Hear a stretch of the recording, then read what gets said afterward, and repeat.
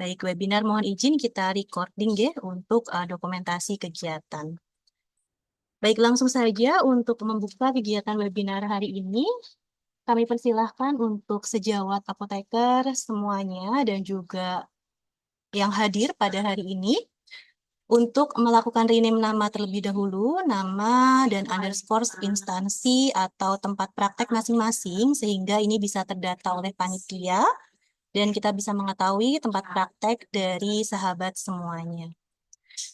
Baik, untuk membuka acara hari ini, jadi kita akan menyelenggarakan webinar pengendalian AMR dengan tema Apoteker Garda Terdepan Pengendalian AMR di Fasilitas Pelayanan Kefarmasian.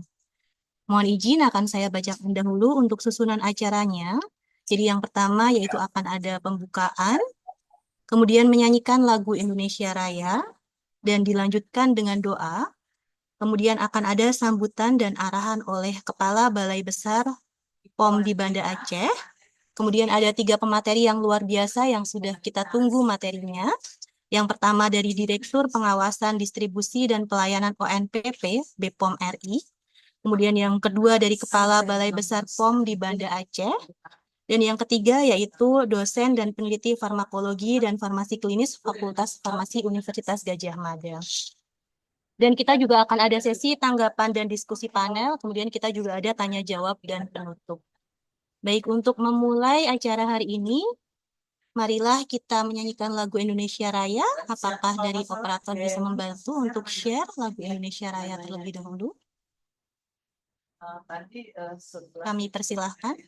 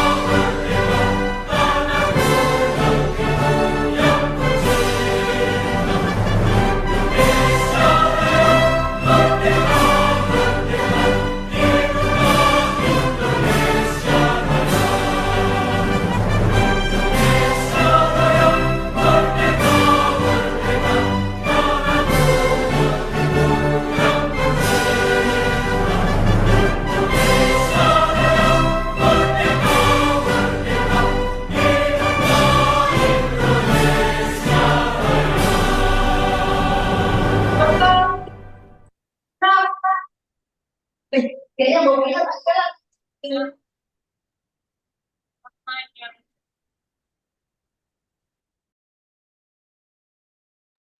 Baik, terima kasih Bapak Ibu sejawat apoteker semuanya. Selanjutnya yaitu doa. Kami persilahkan kepada sejawat semuanya untuk berdoa menurut agama dan kepercayaan masing-masing. Semoga acara hari ini bisa bermanfaat, lancar, dan bisa kita implementasikan di tempat praktek masing-masing. Berdoa dipersilahkan.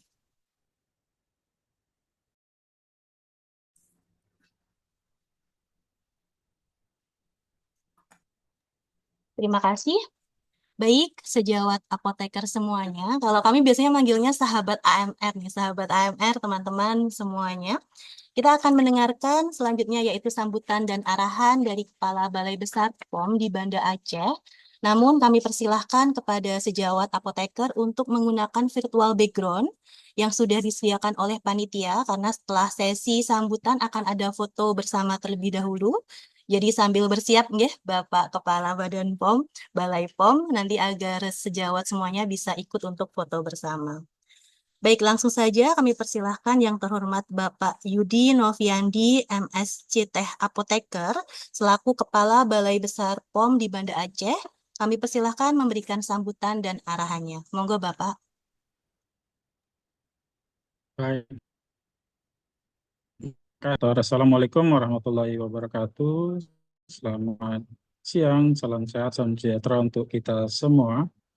Yang terhormat pada kesempatan ini hadir langsung Ibu Direktur dari Pengawasan Distribusi dan Pelayanan Obat (ONPP) Badan Pengawas Obat dan Makanan, Ibu Mimin. Yang terhormat juga hadir di sini sumber utama kita nih Prof. Ika Puspitasari, eh, dosen farmasi klinis UGM. Selamat siang Prof, selamat siang Bu Mimin. Yang saya hormati juga Mbak Fitria selaku moderator kita pada siang hari ini, serta seluruh para peserta yang telah hadir secara daring pada kesempatan siang hari ini. Terima kasih sekali atas kesempatannya bisa bergabung pada kesempatan siang hari ini dalam rangka mengikuti akan minggunya pekan dari World AMR Awareness Week tahun 2024. Pada kesempatan hari ini kami melaksanakan advokasi sebagai tema daripada WWW pada kesempatan ini, yaitu kepada seker terutama penanggung jawab sarana pelayanan kefarmasian dengan tema AMR di fasilitas pelayanan kefarmasian. Harapan kami dengan kegiatan ini sebagai refreshment dan juga sebagai penguat komitmen kita semua ya untuk sama-sama sekarang dan ke depan untuk bisa konsisten melaksanakan kefarmasian sesuai dengan standarnya, mengutamakan pelayanan biotik digunakan sebagaimana mestinya dan juga secara bijak. Untuk itulah mari kita sama-sama ikuti kegiatan kita ini. Sudah hadir narasumber utama kita Bu Mimin selaku Direktur Pengawasan Distribusi, Prof. Dika juga hadir. Kita akan lanjutkan dengan diskusi tanggapan dari Dr. Samsul dan juga Pak Teddy selaku ketua. Dari saya, mohon maaf ini kalau ada yang kurang pada kesempatan kali ini. Sekian, terima kasih. Assalamualaikum warahmatullahi wabarakatuh. Baik, Waalaikumsalam warahmatullahi wabarakatuh. Terima kasih Bapak Kepala Balai Besar POM Banda Aceh. Baik, sebelumnya Bapak mohon izin kita foto bersama dahulu, nggih. Silakan sejawat sahabat AMR semuanya untuk membuka kamera dan menggunakan virtual background yang sudah disediakan oleh panitia. Baik, dari panitia apakah ada yang bisa membantu untuk capture? Kami persilahkan. Baik, Bapak Ibu, mohon bantuannya untuk bisa membuka kameranya sementara waktu. Dalam hitungan ketiga, ini kita ada beberapa screen, ada 4 screen. Untuk screen yang pertama, boleh dibantu senyumnya. 1, 2, 3.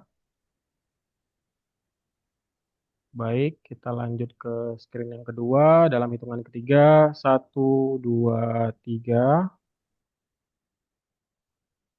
Oke, selanjutnya kita ke layar yang ketiga. 1, 2, 3. Baik, kemudian kita layar yang terakhir. Bapak Ibu masih pertahankan senyumnya. 1, 2, 3. Baik, terima kasih Bapak Ibu. Kami kembalikan kepada Bu Fitria selaku moderator. Baik, terima kasih Bapak Ari. Terima kasih sejawat semuanya. Baik, langsung saja ini udah acara yang ditunggu-tunggu ya, sejawat apoteker, sahabat AMR semuanya, bahwa kita ada 3 pemateri yang luar biasa yang akan memberikan insight mengenai Pekan Kesadaran Antimikroba Resisten Sedunia yang memang secara global dirayakan 18 sampai 24 November setiap tahunnya. Kita kedatangan yang terhormat Ibu Direktur, sama-sama di Jakarta. Udah lama nggak Bu tidak silaturahim nih. Terima kasih banyak Ibu Mimin Jiwowinanti, SSI Apoteker, selaku Direktur Pengawasan Distribusi dan Pelayanan ONPP Badan POM. Selamat siang Ibu, apa kabar Ibu? Selamat siang, kabar baik. Ya, Selamat siang, sehat Pak selalu Yudi. Ibu. Baik Ibu, ini luar biasa sekali nih Bu. Dari Badan POM dari Aceh. Kemarin saya coba lihat Instagramnya dari BPOM Aceh itu, selain webinar ini ternyata ada on air radio, ada edukasi, joint inspection, talk show, dan banyak kegiatan yang sangat luar biasa nih Bu untuk merayakan Pekan Kesadaran Antimikroba Sedunia. Jadi sangat senang Ya, sekali bisa bertemu dengan Ibu Direktur di sini. Dan yang kedua, nanti pemateri kita, beliau juga Direktur SDM RSA UGM dan juga Ibu dosen saya jauh dari Jogja, ya Ibu. Monggo Ibu Prof. Ika, Prof. Apoteker Ika Selamat Puspitasari, siang, Bapak Ibu MSIPS. semua, Mbak Fitria, Ya, salam Pak kenal, Prof. Yudi, Bu. Bu Mimin. Jadi selamat kita siang, Prof. mempertemukan Aceh, mempertemukan Jakarta, Jogja. Kita bersama-sama di sini, guys, webinar bersama dalam rangka WAAW 2024. Dan nanti juga Ya. akan ada materi dari Kepala Balai Besar POM di Banda Aceh oleh Bapak Yudi Noviandi. Baik, langsung saja menginjak acara yang pertama. Ini sudah ditunggu ini Bu dari tadi oleh para sejawat apoteker. Ini sudah mencapai kurang lebih hampir 100 orang, ada 93 di ruang Zoom dan harapannya nanti akan terus bertambah guys. Semoga ruang Zoom-nya cukup untuk kita semua. Jadi dari pemateri yang pertama akan menyampaikan mengenai pengendalian resistensi antimikroba di Indonesia melalui pengawasan pengelolaan obat. Langsung saja kami persilahkan kepada Ibu Direktur Pengawasan Distribusi dan Pelayanan ONPP Badan POM, yaitu yang terhormat Ibu Mimin Jiwowinanti, SSI Apoteker, untuk menyampaikan materinya kurang lebih 20-30 menit, Ibu. Monggo Ibu, terima kasih. Ya, terima kasih Mbak Fitria. Yang kami hormati Kepala Balai Besar POM di Aceh, Bapak Yudi Noviandi, MST Apoteker. Yang kami hormati narasumber Profesor Apoteker Ika Puspitasari, MSI PhD, Apoteker Teddy Kurniawan Bakri, MFAM, dan Dr. Samsul Rizal, SP BPRE. Terima kasih kepada Bapak Yudi dan jajaran atas kesempatan yang diberikan, sehingga kami dari Badan POM Pusat bisa berpartisipasi di dalam kegiatan yang sangat baik dan penting pada siang hari ini, dan kami mendapatkan materi tentang pengendalian resistensi antimikroba di Indonesia melalui pengawasan pengelolaan obat. Slide selanjutnya. Ini adalah outline dari presentasi kami. Mungkin langsung saja ke pendahuluan. Ini di mana pendahuluan ini akan kami sampaikan bahwa ancaman antiresistensi mikroba ini sudah menjadi ancaman yang global ya, makanya sampai diperlukan ada week awareness ini karena memang ancamannya sudah bukan hanya di Indonesia tapi sudah sampai level global, dan dari data-data yang tayang di slide ini bahwa resistensi antimikroba ini menjadi salah satu penyebab utama kematian global, dan diperkirakan pada tahun 2050 akan menyebabkan 10 juta kematian. Dan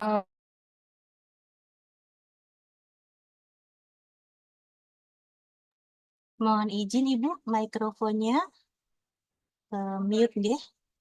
Mohon maaf. ya baik. Silakan Ya, Ibu. mute ya. Maaf, oke. Ya, baik. Lanjut saja di slide pendahuluan. Ya, ini antiresistensi mikroba ini memang sudah menjadi ancaman global ya, bukan hanya permasalahan nasional, dan data-data yang disampaikan di sini itu menunjukkan memang bahwa diprediksi akan ada 10 juta kematian pada tahun 2050. Dan ini juga lebih besar dibandingkan dengan jumlah kematian akibat kanker yang diprediksi pada tahun 2050 adalah sebesar 8,2 juta. Nah, ini makanya sampai perlu ada week awareness resistensi antimikroba karena sudah sedemikian ini ya ancaman kesehatannya pada masyarakat global. Dan terkait hal ini, eh, salah satu dari 10 ancaman terbesar ini adalah penyebabnya dari sektornya itu bukan hanya mengancam sektor manusia, tapi juga hewan, tumbuhan, lingkungan, dan juga penyalahgunaan antimikroba pada kesehatan manusia dan juga produksi pangan.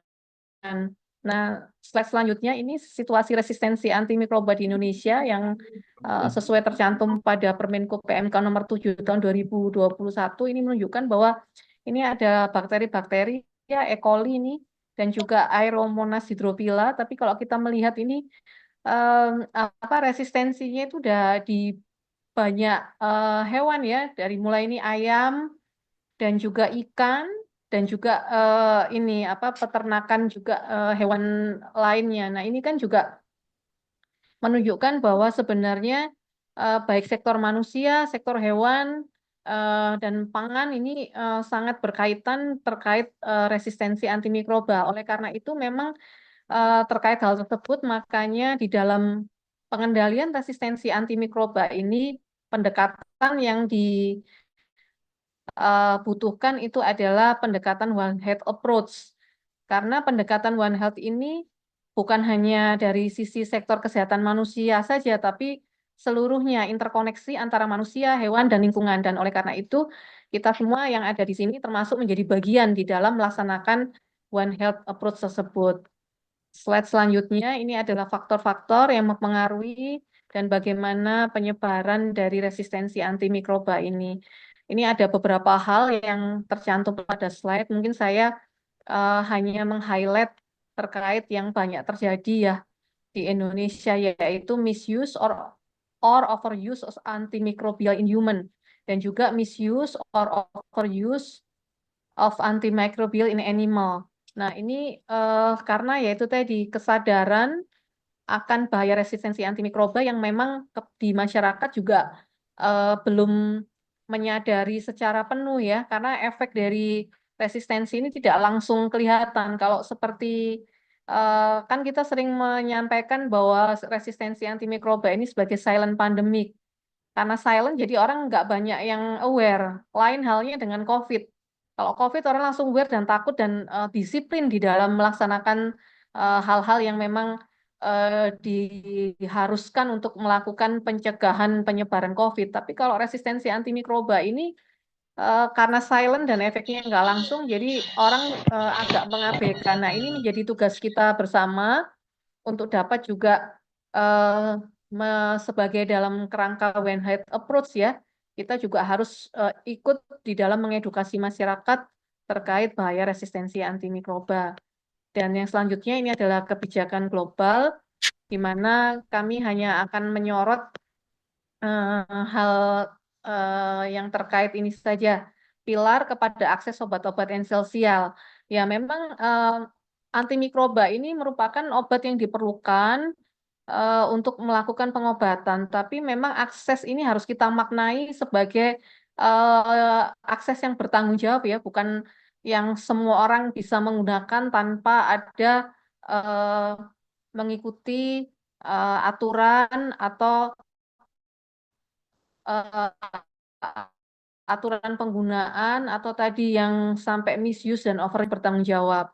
Dan selanjutnya penggunaan antimikroba yang tepat ini juga harus kita pentingkan karena menitikberatkan pada penggunaan yang berbasis bukti dan penerapan panduan supaya kita tidak menggunakan antibiotik kalau memang tidak perlu dan juga tidak menggunakan antibiotik dengan tingkat yang lebih tinggi kalau memang itu tidak mengharuskan.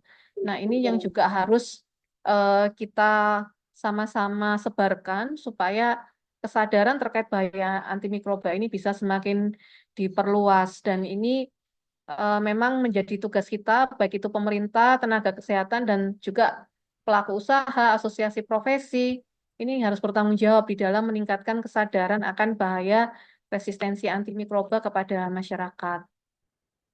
Dan selanjutnya, di dalam kebijakan nasional, ini ada beberapa peraturan yang memayungi dari mulai Permenko PMK nomor 7 tahun 2021, di mana ini adalah untuk multisektor, melibatkan sektor kesehatan manusia, hewan, dan lingkungan, dan akan ada yang baru di tahun 2025 sampai 2029 dan untuk yang ke depannya ini akan juga melibatkan sektor pangan dan juga ada keputusan Dirjen Yankes ini juga merupakan bagian dari kebijakan nasional terkait pengendalian resistensi antimikroba.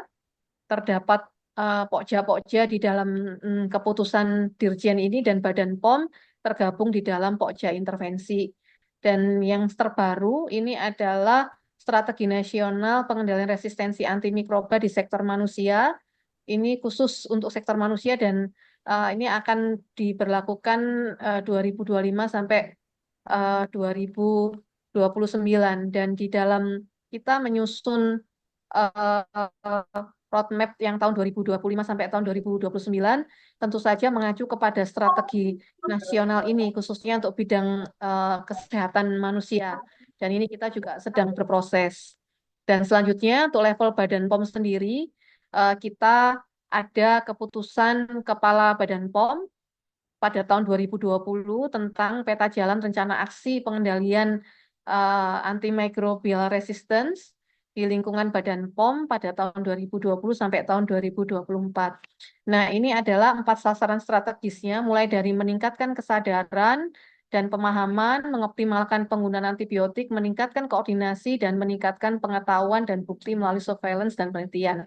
Nah, yang disebutkan Mbak Fitria tadi itu apa-apa yang dilakukan Balai POM Aceh dari mulai joint inspection, terus mengadakan acara ini, dan mengadakan apa lagi, itu adalah sebagai bentuk dari implementasi dari 4 sasaran strategis Badan POM ya. Kalau yang meningkatkan kesadaran ini mungkin dari kegiatan hari ini adalah bisa kita kaitkan dengan sasaran strategis yang meningkatkan kesadaran dan juga meningkatkan koordinasi di dalam upaya pengendalian resistensi antimikroba.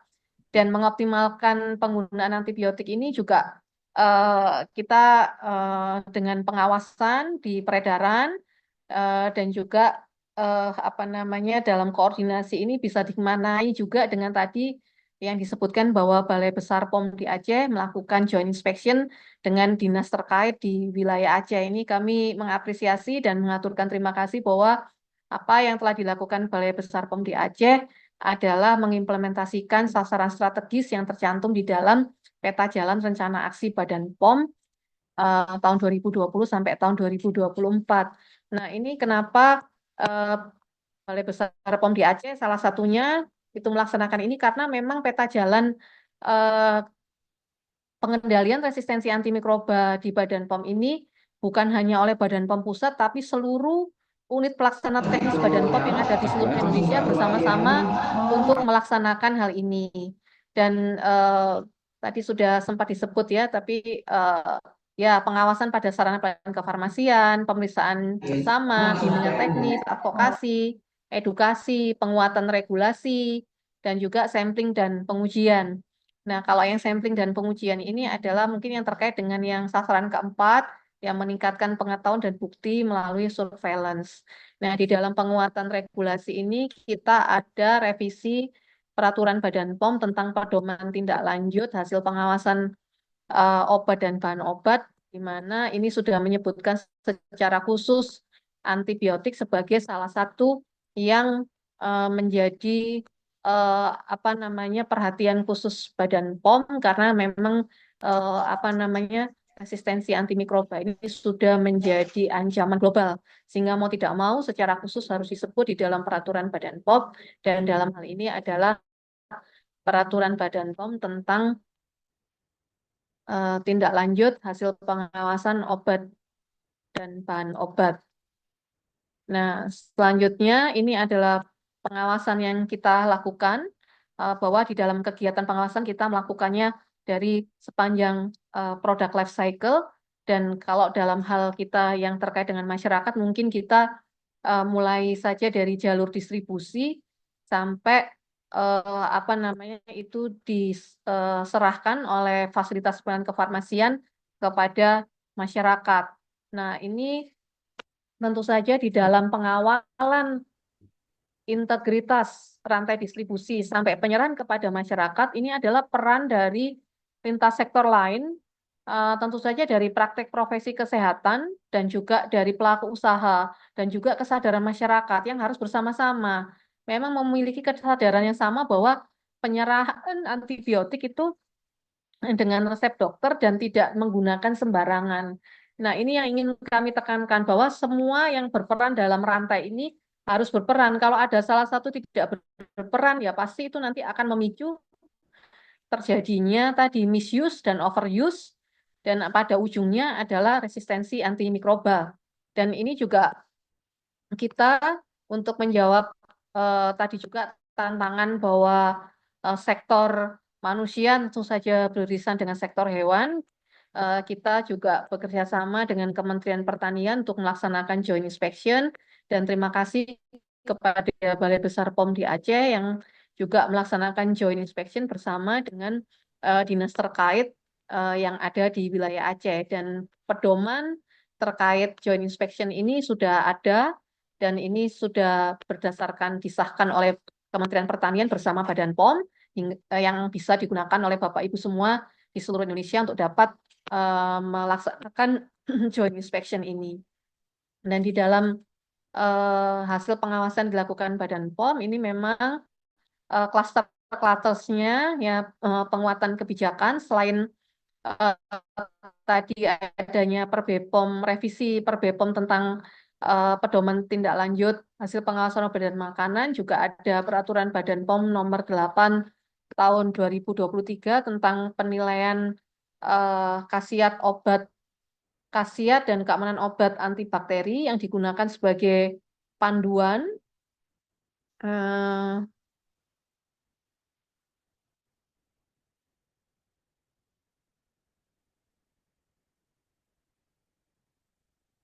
bagi industri farmasi dan juga bagi Badan POM di dalam menetapkan antibakteri yang sesuai dengan pola penyakit dan analisis kondisi resistensi antimikroba di Indonesia. Dan terkait klaster peningkatan kapasitas, ini baik SDM, laboratorium, dan sistem informasi, tentu saja Badan POM di dalam melakukan pengawasan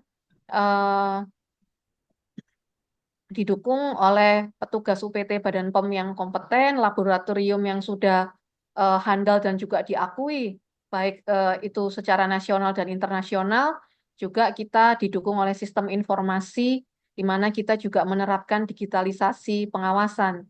Dan untuk surveillance ini tentu saja dilakukan surveillance mutu melalui sampling dan pengujian terhadap mutu antimikroba yang beredar di seluruh Indonesia pada setiap tahunnya. Ya, untuk yang peraturan Badan POM yang terbaru tentang pedoman tindak lanjut ini adalah nomor 19 tahun 2024. Dan selanjutnya dari intervensi ini Badan POM melakukan ada dua hal ya. Intervensi ini bisa dikaitkan dengan tadi yang surveillance mutu, di mana kita melakukan sampling dan pengujian terhadap antibiotika yang beredar di seluruh Indonesia, dan juga kita melakukan pengawasan kepada sarana pelayanan kefarmasian yang ada di seluruh Indonesia juga, dan kita juga melaksanakan pengawasan terpadu atau joint inspection tadi dengan Kementerian Pertanian untuk yang di pusat dan yang untuk di UPT dengan dinas terkait di wilayah masing-masing. Dan untuk kluster advokasi dan kerjasama, nah ini yang kita lakukan hari ini. Kita mengadakan pertemuan advokasi lintas sektor untuk kita bersama-sama melakukan pengendalian resistensi antimikroba. Dan kita juga bekerja sama juga dengan pemerintah daerah ya, Dinas Kesehatan di dalam pengendalian resistensi antimikroba ini, dan kita juga sudah mengidentifikasi dan mengapresiasi sudah ada pemerintah daerah yang menerbitkan regulasi atau surat edaran di daerahnya masing-masing yang menegaskan bahwa penyerahan antimikroba itu oleh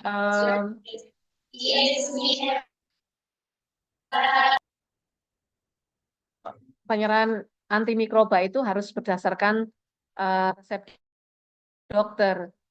Dan selanjutnya ini kita share data pengawasan. Memang dari hasil pengawasan kita memang tiap tahun menurun, tapi masih sangat tinggi ya.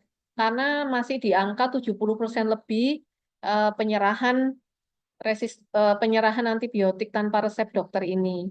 Dan untuk wilayah Aceh juga masih tinggi. Dan ini adalah tiga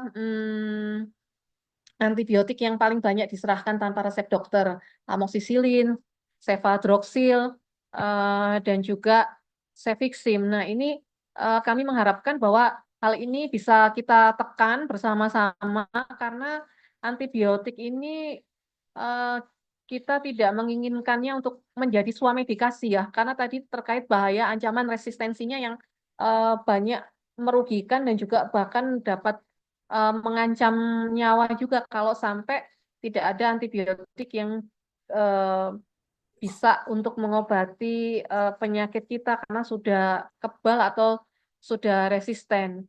Nah, ini kami mengharapkan eh, semua pihak yang hadir di sini ya, baik dari pemerintah daerah, lintas sektor, pelaku usaha, profesi, baik itu Ikatan Apoteker Indonesia, IDI, IBI, pelaku usaha juga mungkin kalau ada yang hadir ya. Ini juga kita harus kompak ini, mengamankan jalur tadi. Kalau enggak ya seperti ini. Nah, ini kalau kita tidak melakukan pengendalian, ini yang kami khawatirkan itu bagaimana kita akan menjadi meraih Indonesia emas ya di tahun 2045 kalau generasi penerus atau masyarakat Indonesia kita menjadi masyarakat yang tidak sehat karena sudah mengalami penurunan kualitas karena mengalami resistensi antimikroba. Ini yang mungkin ingin kami apa ya sampaikan juga supaya menjadi perhatian kita semua. Karena ini Badan POM tidak bisa sendiri, tapi semuanya harus memiliki kesadaran yang sama dalam kerangka One Health Approach. Nah, ini adalah pengawasan yang dilakukan di Aceh. Kami terima kasih terhadap pengawasan yang sudah dilakukan. Dan joint inspection juga sudah dilakukan dan advokasi juga dilakukan. Nah, ini kami sangat berterima kasih dan mengapresiasi. Semoga target-target yang disampaikan kepada Balai POM Aceh nanti dapat dilaksanakan dan dicapai sampai akhir roadmap dari pengendalian resistensi antimikroba di Badan POM. Dan kalau melihat angkanya ini Insya Allah bisa dapat terlaksana ya nanti kita secara nasional dan target yang dicapai secara nasional ini tentu saja merupakan kontribusi juga dari Balai Besar POM di Aceh. Lanjut saja, ini juga target-target yang tercantum di dalam baik itu roadmap yang Menko PMK maupun di Badan POM dan ini merupakan kontribusi dari Balai Besar POM di Aceh di dalam pencapaian target nasional kita terkait pengendalian resistensi antimikroba. Dan selanjutnya, ini kita yang terkait peran lintas sektor, ini kita juga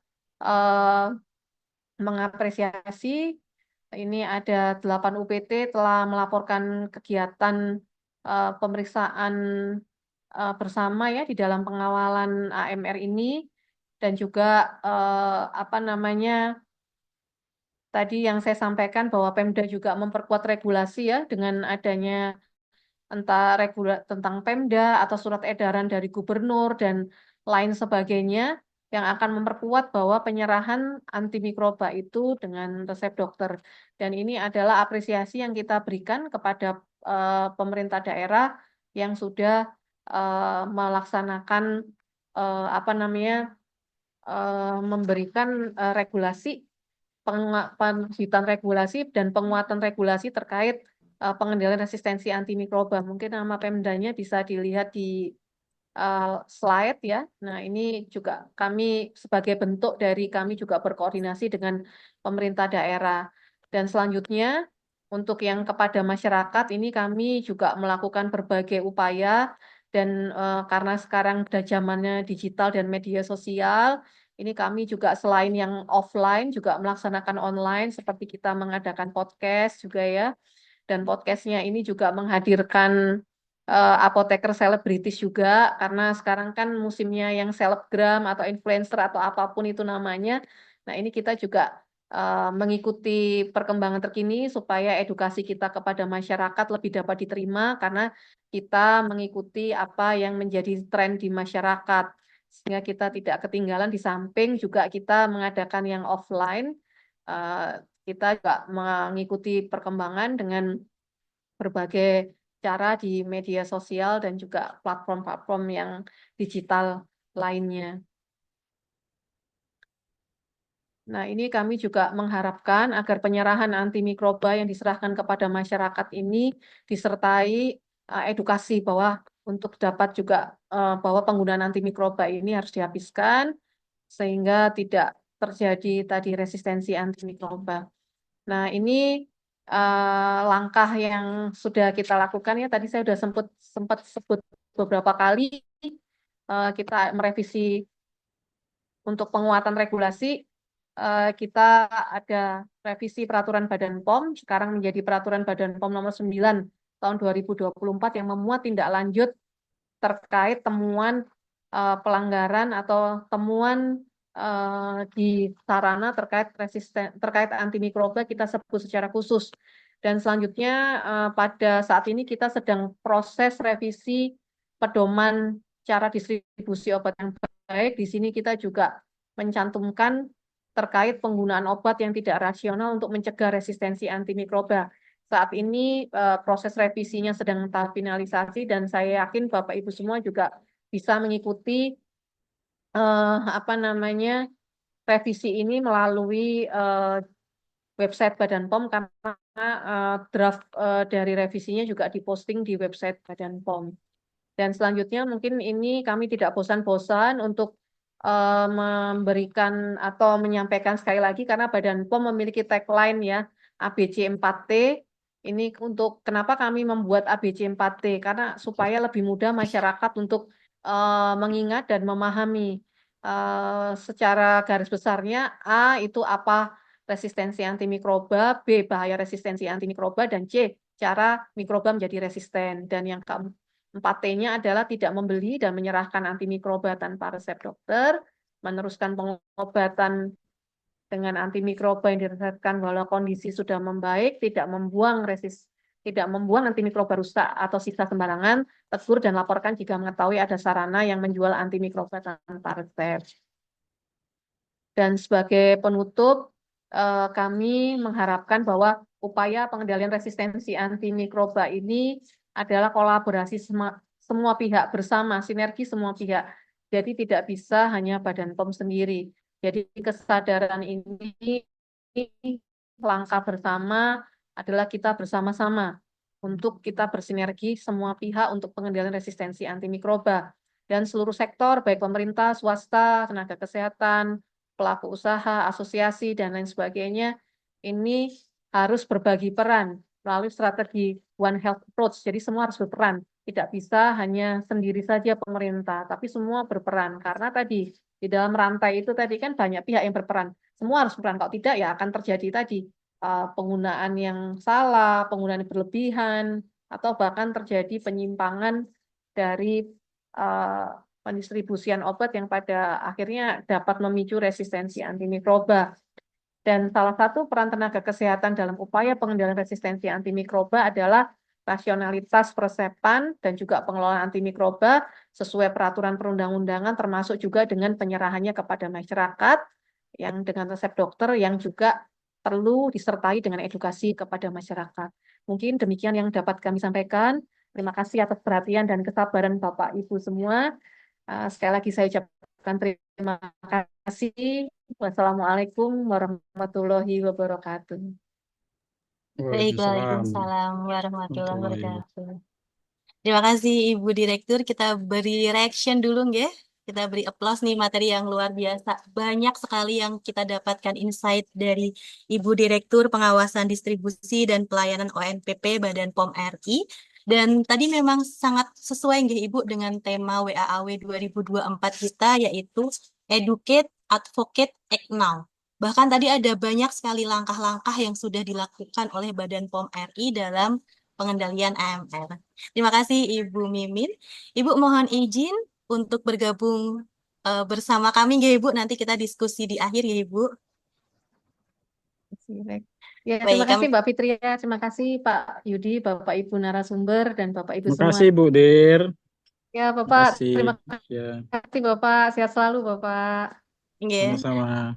Dan dalam webinar kali ini kita juga akan ada nanti penanggap, ada 2 penanggap yaitu dari Ketua Ikatan Apoteker Indonesia Aceh dan juga dari Ketua Komite Pengendalian Resistensi Antimikroba RSUD Dr. Zainul Abidin di Banda Aceh.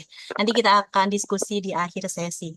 Baik, terima kasih sejawat apoteker, sahabat AMR semuanya. Kita melanjutkan ke materi yang kedua yang akan disampaikan oleh Kepala Balai Besar POM Banda Aceh. Langsung saja nih Bapak sudah tidak sabar nih mendapat materi dari Bapak Kepala Balai Besar POM Aceh.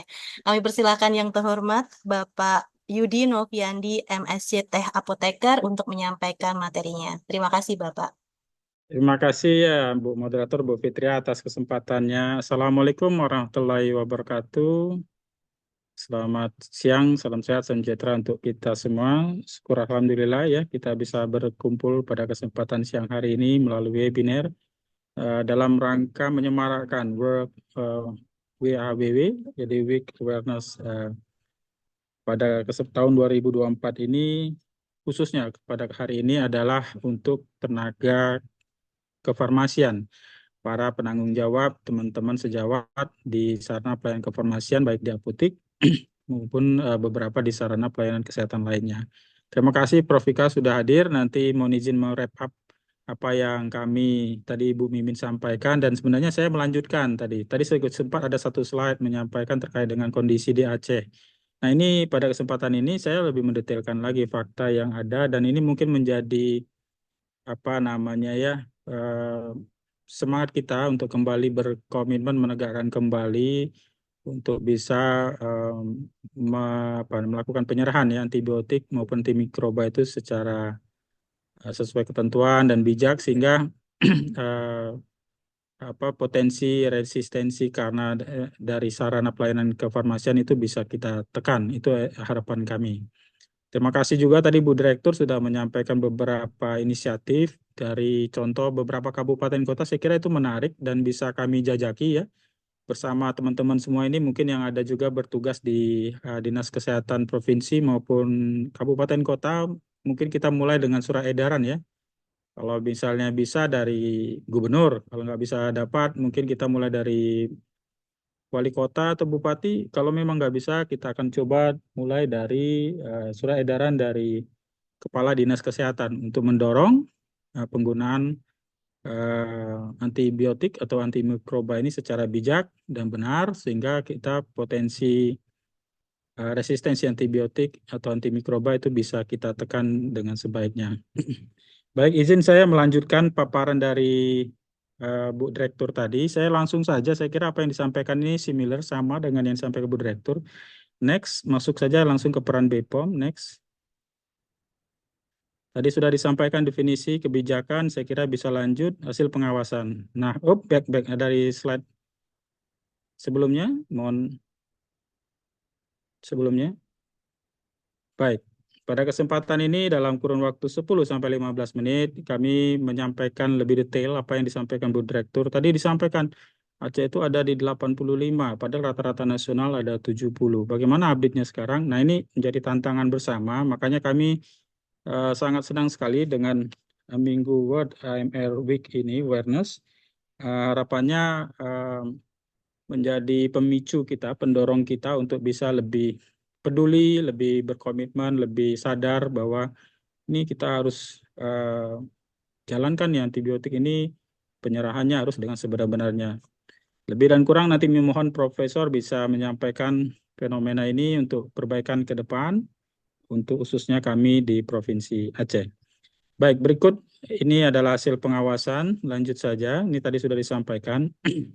Data ini adalah data dari SKI, tapi mohon izin ngambil datanya juga dari Prof ya. Kebetulan kita nggak tarik datanya langsung dari SKI. Intinya di sini mau menyampaikan bahwa posisi Aceh pada SKI itu berada di sebelah kiri sebenarnya ya. Jadi penyerahannya cukup. Kalau ini di survei ditanya apakah menggunakan antibiotik tanpa resep. Ternyata kita berada di bawah 41%, lebih dan kurang di 38, 35 begitu persen. Nah, ini ditanya, jadi survei. Nah, kemudian bagaimana Badan POM melakukan pengawasan, khususnya BPOM Aceh di lapangan. Begitu kita cek ini gimana nih penjualan, pendistribusian atau penyaluran ya untuk di sarana pelayanan ini penyaluran antibiotik kepada masyarakat. Nah, datanya ini menjadi berbeda. Baik, kita buka dulu data hasil pengawasan berikutnya. Jadi ini adalah data hasil pengawasan terakhir kami dari Indonesia ya. Jadi bisa dilihat sebenarnya ini konsep cara Badan POM bekerja tadi Bu Mimin sebagai steeringnya, kami yang melakukan.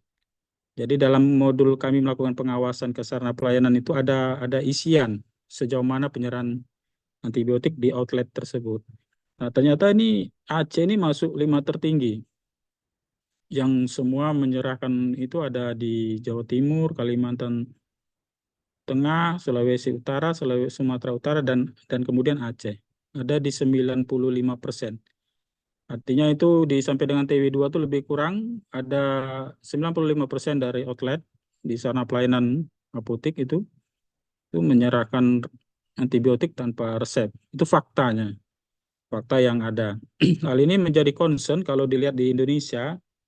Daerah-daerah yang rendah itu seperti sama dengan yang di survei SKI, yaitu adanya di Yogyakarta ya begitu. Begitu. Jadi similar, tapi untuk Aceh berbeda. Antara yang ditanya dan fakta di lapangan ternyata yang di lapangan ini jauh lebih besar. Nah, data ini meningkat dari tahun sebelumnya, tahun 2023 sebagai berikut. Kalau 2024 ada 95, 2023 silakan. Nah, ini kalau kita bandingkan ya, kalau tadi itu adalah versi pusat di summary di nasional. Kalau data dari yang kami olah sendiri, karena memang 2024 ini belum rampung lah kan, kemarin baru separuh apa namanya, sampai dengan semester 2. Sekarang kan sudah bulan November. Ini data per November. Untuk di Provinsi Aceh, persentase penyaluran antibiotik tanpa resep dokter pada sarana pelayanan kefarmasian di wilayah Aceh ini relatif naik turun. Nah, berada di 2022 74%, 2023 menurun. Nah, kemudian 2023 ini meningkat kembali. Hal ini tentu menjadi concern kami, kepedulian kami. Mungkin Ibu moderator ini melihat betapa saya mencoba untuk bisa bergabung mengintervensi karena memang ini menjadi isu yang besar bagi kami terutama di Aceh. Karena cukup banyak nih ini penyerahan penyaluran antibiotik tanpa resep ini cukup marak dilakukan pada sarana pelayanan kefarmasian. Tentunya ini menjadi catatan bersama, apa memang karena pada saat penyerahan itu tidak ada tenaga kefarmasiannya, apotekernya, sehingga dilaksanakan oleh petugas yang di depan atau bagaimana. Nah, ini menjadi catatan-catatan koreksi ya kita bersama ke depan. Maka daripada itu kami mengangkat tema kami dengan harapan dengan adanya pertemuan ini kami mengharapkan bisa mengangkat kembali peran daripada apoteker menjadi garda depan pengendalian AML pada fasilitas pelayanan kefarmasian. Selanjutnya, ini kalau kami detailkan dari 874, 67, 65, nah inilah jumlahnya yang kami, ini sampai dengan November, jadi memang fluktuatif jumlahnya, di kisaran ada 60-an lebih outlet yang menyerahkan. Tapi kayak gini, kenapa Next. Kemudian ini kalau kami sebar per kabupaten kota yang ada di Aceh dari hasil pengawasan kami, jadi warna-warni ini memang warnanya bagus. Ini mah intinya dari sini dari tahun 2023, 2024, 2022, 2023, dan 2024 kami menemukan ada yang konsisten ini, belum ada penurunan yang berwarna ungu yaitu penyerahan antibiotik di wilayah Sabang. Ini ditemukan misalnya dari sekian yang diaudit, diinspeksi semuanya juga menyalurkan antibiotik tanpa. Kemudian setelah itu ada juga berwarna apa nih violet PD tapi ini sudah menurun. Kemudian yang konsisten juga berwarna kuning nih ada sama orange, yaitu dari Aceh Utara dan Aceh Timur. Yang lain itu fluktuatif. Intinya memang kami mohon sekali berkomitmennya kita bersama, ya kita harus peduli sebagai tenaga kefarmasian. Waduh, ini jangan sampai begini. Next, coba saya lihat selanjutnya. Next, selanjutnya lagi. Selanjutnya lagi. Ini angka adalah data-data. Lanjut. Next. Ada data yang data pengawasan antara apotik dan non-apotik.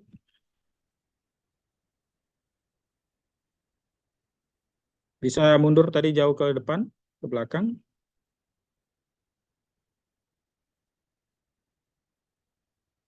Silakan terus, mohon bisa dipercepat. Itu tadi. Mohon maju lagi, mohon. Ya, next. Nah ini. Nah ini fakta yang ada Bapak Ibu sekalian. Jadi dari hasil pengawasan kami, jadi datanya sangat tidak balance begitu ya. Ini kami sampaikan bahwa di Provinsi Aceh tidak satupun rumah sakit melaksanakan penyerahan antibiotik tanpa resep. Tidak satupun klinik melakukan penyerahan antibiotik tanpa resep. Kemudian puskesmas demikian, toko obat demikian. Dan memang toko obat tidak menjual antibiotik. Maksudnya pada saat kita melakukan audit, kita pantau terus tuh semua nih sarana-sarana pelayanan. Dan memang pada rumah sakit, klinik, dan puskesmas tidak ada ditemukan suatu peristiwa penyerahan itu tanpa rekomendasi maupun resep dari dokter. Berbeda halnya ini dengan apotek yang memang di sebelah kiri dia sendirian, tapi itu sangat ramai. Saya kira itu yang mau disampaikan. Lanjut, next. Beberapa langkah yang kami sudah lakukan, namun memang mungkin patut kita diskusikan bersama peran yang kami lakukan. Next, edukasi ini sudah sering kami lakukan, termasuk melakukan pengawasan ke sarana tadi. Lanjut. Ini kita tadi disampaikan juga melakukan joint inspection untuk cross cutting ya antara antibiotik antimikroba yang mungkin shifting ya antara manusia ke hewan maupun hewan ke manusia. Next. Kemudian melakukan edukasi termasuk hari ini bagian dari edukasi dan advokasi. Next.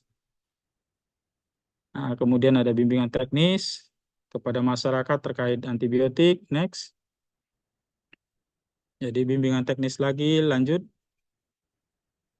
Saya sekira demikian. Jadi sudah cukup banyak yang kami lakukan. Mungkin tadi strategi baru. Jadi melalui week AMR Awareness Week ini, World AMR Awareness Week ini tahun 2024, harapan kami kita kembali menguatkan komitmen. Kedua, nanti kita akan berstrategi coba mengkuatkan koordinasi dengan bersama dengan Dinas Kesehatan ya untuk mendorong kiranya teman-teman untuk bisa sama-sama lah berkonsisten tidak melakukan penyerahan. Maksud saya bukan teman-teman tapi terutama pegawai-pegawai di sana yang menyerahkan antibiotik tanpa resep. Saya kira demikian pengantar kami. Sebenarnya Bu Mimi dan saya itu mengantarkan masalah sebenarnya, membuat ini tantangan bukan masalah, tantangan yang dihadapi. Nah, tentunya terkait dengan hal itu kami minta ahlinya Prof. Ika mungkin bisa memberikan pencerahan kepada kita semua nih, langkah apa yang harus kita ambil ke depan sehingga peran dari apoteker sebagai garda terdepan dalam pengendalian AMR ini bisa berjalan secara optimal di Aceh khususnya. Saya kira demikian dari saya. Terima kasih atas kesempatan waktunya. Sekian. Assalamualaikum warahmatullahi wabarakatuh. Baik, Waalaikumsalam warahmatullahi wabarakatuh. Terima kasih Bapak Kepala Balai Besar POM di Banda Aceh. Kita beri aplaus dulu nih untuk Bapak. Sebentar, reactions. Baik, jadi memang untuk pengendalian resistensi antimikroba ini perlu kolaborasi dan sinergi ya Bapak bersama dengan semua pihak. Dan tadi ada satu di paparannya itu ada tulisan kolaborasi. Jadi kolaborasi dan beraksi bersama-sama gitu ya Bapak dalam pengendalian AMR. Dan Iya, ini betul.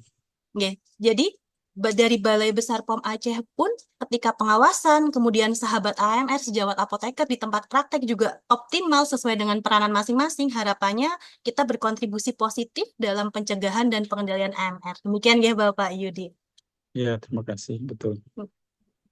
Ya, matur nuwun sangat Bapak. Terima kasih banyak atas insight yang diberikan. Jadi memang banyak sekali nih tantangan yang kita hadapi, tapi don't worry, be happy gitu ya Prof Ika. Ada Prof Ika di sini, materi yang ketiga yang memang sudah Iya, dinantikan juga iya, oleh iya. Ini sahabat yang dinantikan semuanya. ini. Siap. Jadi memang hari ini kita senang sekali tadi Ibu Direktur Badan POM RI, kemudian Bapak Kepala Balai Besar POM, dan juga ini Ibu Direktur SDM RSA UGM, dan juga dosen dan peneliti farmakologi dan farmasi klinis Fakultas Farmasi Universitas Gadjah Mada. Yang terhormat Ibu Prof. Apoteker Ika Puspitasari MSI PhD.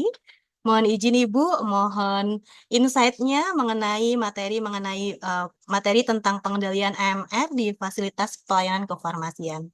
Waktunya kurang lebih 20 sampai 30 menit nggih Bu. Mohon paparannya. Terima kasih banyak Ibu Prof Ika. Izin sebelumnya saya mau share screen sendiri nggih, karena ada data terbaru.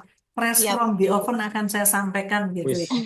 terima Nggih, kasih nih. karena Enak yang data oven, barusan masih aja. hangat-hangat itu. Nggih, benar-benar hangat ini dan perlu disampaikan. Nggih, Terima kasih, Assalamualaikum Prof. warahmatullahi Terima wabarakatuh. kasih Ibu. Terima Waalaikumsalam kasih warahmatullahi atas wabarakatuh. kesempatan yang diberikan dari teman-teman BPOM Banda Aceh. Dulu kayaknya saya juga pernah ya ngisi di BPOM Banda Aceh, tapi mungkin sebelum pandemi gitu ya, karena waktu itu ada roadshow juga. Nah, kali ini nanti kita bersama-sama ya, tentunya hari ini dan besok juga ada lagi gitu Pak Yudi. Ini kayaknya apa namanya, memang semangat ya. Pokoknya minggunya ini, Ya, Bu. pokoknya untuk Word WAW itu harus AMR, terus gitu ya Pak Yudi ya, ya. wellness Karena list, sayang ya, kalau tidak kita manfaatkan momennya. ya, Nah, betul, betul, bukan Prof. berarti bahwa kita berhenti di bulan November ini, tapi kita akan terus ya. Ya, nggih. Kebetulan Nggih. ini nanti kita akan sampaikan beberapa data, termasuk data dari yang saya bilang fresh from the oven, yang kalau tidak kita sampaikan mungkin teman-teman tidak akan merasa bahwa pandemi khususnya AMR itu sudah terjadi gitu ya, silent pandemi Ya, sudah ya, terjadi. Nah, saya berterima kasih karena ini juga ada dari BPOM Pusat ya, Bu Mimin tadi, kemudian ya, teman-teman semua dari berbagai tenaga kesehatan, atau mungkin hari ini kebanyakan yang farmasi dan mungkin WPK, yang besok ada yang dari teman-teman dokter nakes. dan juga yang nakes yang lain ya. Sebagaimana kalau kami di DIY itu juga punya paguyuban, nanti akan saya ceritakan gitu ya. Mungkin Ya, belajar best practices dari versi orang desa alias orang Yogyakarta gitu nih. Nah, hari ini kita akan melihat bersama, kebetulan saya sepulang dari sekolah 2012, kemudian 2014 diminta membantu di Sarsito di PPRA, kemudian sekarang saya di RSA UGM, di direksi khususnya sebagai direktur SDM dan akademik. Jadi di tempat saya lah ada banyak akademik, termasuk itu pendidikan, kemudian juga penelitian, diklat, nah di saya. Jadi kebetulan saya juga masih di PPRA gitu ya. Kebetulan saya juga praktek farmasi klinik di ICU gitu, sehingga saya merasa bahwa saya punya banyak kesempatan gitu ya untuk bersama-sama membantu untuk slow down gitu ya. Kalau menghilangkan sama sekali untuk AMR rasanya tidak mungkin, karena ini adalah upaya dari mikroba untuk mempertahankan diri sama dengan kita gitu ya. Nanti akan kita lihat bahwa seperti apa sih kondisi Indonesia itu, apakah kita memang baik-baik saja atau sebenarnya sejak lama kita sebenarnya tidak baik-baik saja. Semoga melihat situasi itu kita akan memiliki awareness yang tinggi gitu ya terkait dengan AMR ini. Karena apa? AMR ini mengapa menjadi sangat spesial? Tidak seperti obat yang lain. Obat yang lain kalau misalnya seseorang reseptornya sudah tidak mampu, itu biasanya hanya bersifat individual, tetapi begitu sudah menyangkut antimikroba, baik itu antibiotik, anti jamur, antivirus, dan yang lainnya, itu pengaruhnya sangat besar. Bahkan situasi global nanti akan kita sampaikan. Kemudian gambaran AMR, kebetulan saya banyak penelitian, tidak hanya di rumah sakit, tetapi juga di puskesmas. Saya dapat beberapa dana dan memang sengaja saya ingin lihat gambaran di puskesmas, dan juga tentunya ya One Health Approach ini. Kebetulan saya juga punya mahasiswa S3 yang sudah selesai menyelesaikan penelitian di peternakan gitu ya. Kemudian bagaimana pendapat masyarakat, bagaimana kita nanti bisa mendekati mereka gitu ya, dan tentunya kemudian PGA yang sekarang sudah menjadi program nasional. Maka kalau kita lihat bersama, PPRA ini sebenarnya jauh ya. 2015 sudah ada buku yang warnanya sama persis dengan ini, buku biru tentang PPRA. di mana banyak arahan di sana dan kami sudah menjalankan itu ya sejak saya di Sarjito dulu.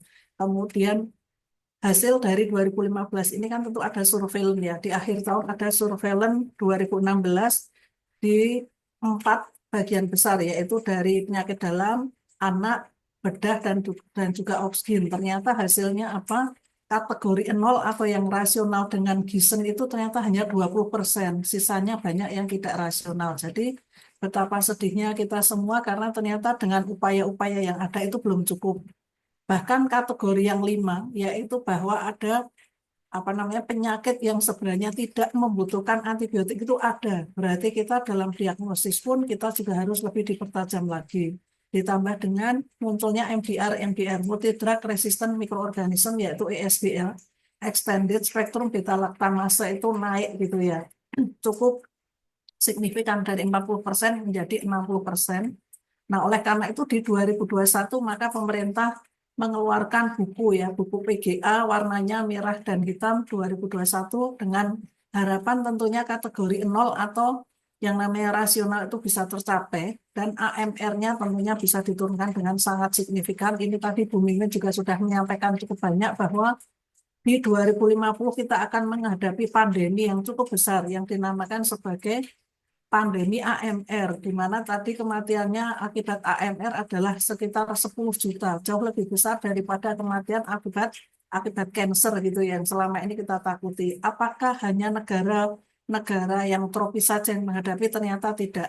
Kita memang juga akan menghadapi gitu ya, karena warnanya lebih gelap di sini. Tetapi bukan berarti negara lain seperti North Amerika, kemudian Australia itu tidak menghadapi, Eropa, ternyata semua juga menghadapi. Artinya semua akan tidak bisa menghindar dari AMR ini. Maka kenapa tadi saya sampaikan bagaimana kita harus berhati-hati menggunakan antimikroba karena pengaruhnya adalah di seluruh dunia atau global.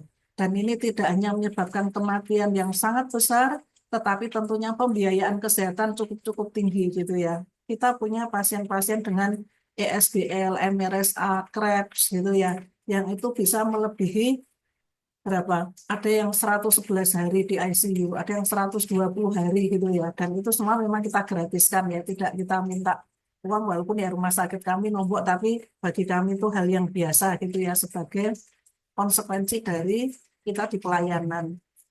Ini juga dengan adanya GLASS gitu ya, Global Antimicrobial Resistant and Use Surveillance System secara internasional, dan Indonesia sudah masuk di dalamnya, ini lumayan gitu ya, artinya kita akan punya data. Karena kalau kita tidak punya data, kita akan merasa baik-baik saja. Tetapi dengan data ini, walaupun kadang-kadang memang kalau data Indonesia itu kan biasanya terlambat gitu ya, tetapi paling nggak kita punya gitu ya. Contohnya yang paling mencolok yaitu adalah beberapa menyampaikan bahwa terjadinya bloodstream infection, misalnya sepsis yang disebabkan oleh MRSA. Selalu disebutkan bahwa itu mengalami hanya negara-negara yang low and middle income. Ya memang sangat tinggi resistensinya, tapi bukan berarti bahwa negara high income itu tidak mengalami. Ternyata sama, cukup tinggi juga. Kemudian belum lagi yang menyatakan, resistensi itu kan hanya terjadi di rumah sakit, di komunitas baik-baik saja. Ternyata juga tidak. Bahwa terjadinya resistensi E. coli ya terhadap ciprofloxacin second line-nya itu ya, UTI, itu ternyata di komunitas pun juga terjadi. Nanti saya punya data komunitas yaitu dari salah satu puskesmas di Jogja, ternyata juga muncul pseudomonas ya pada pasien UTI gitu loh.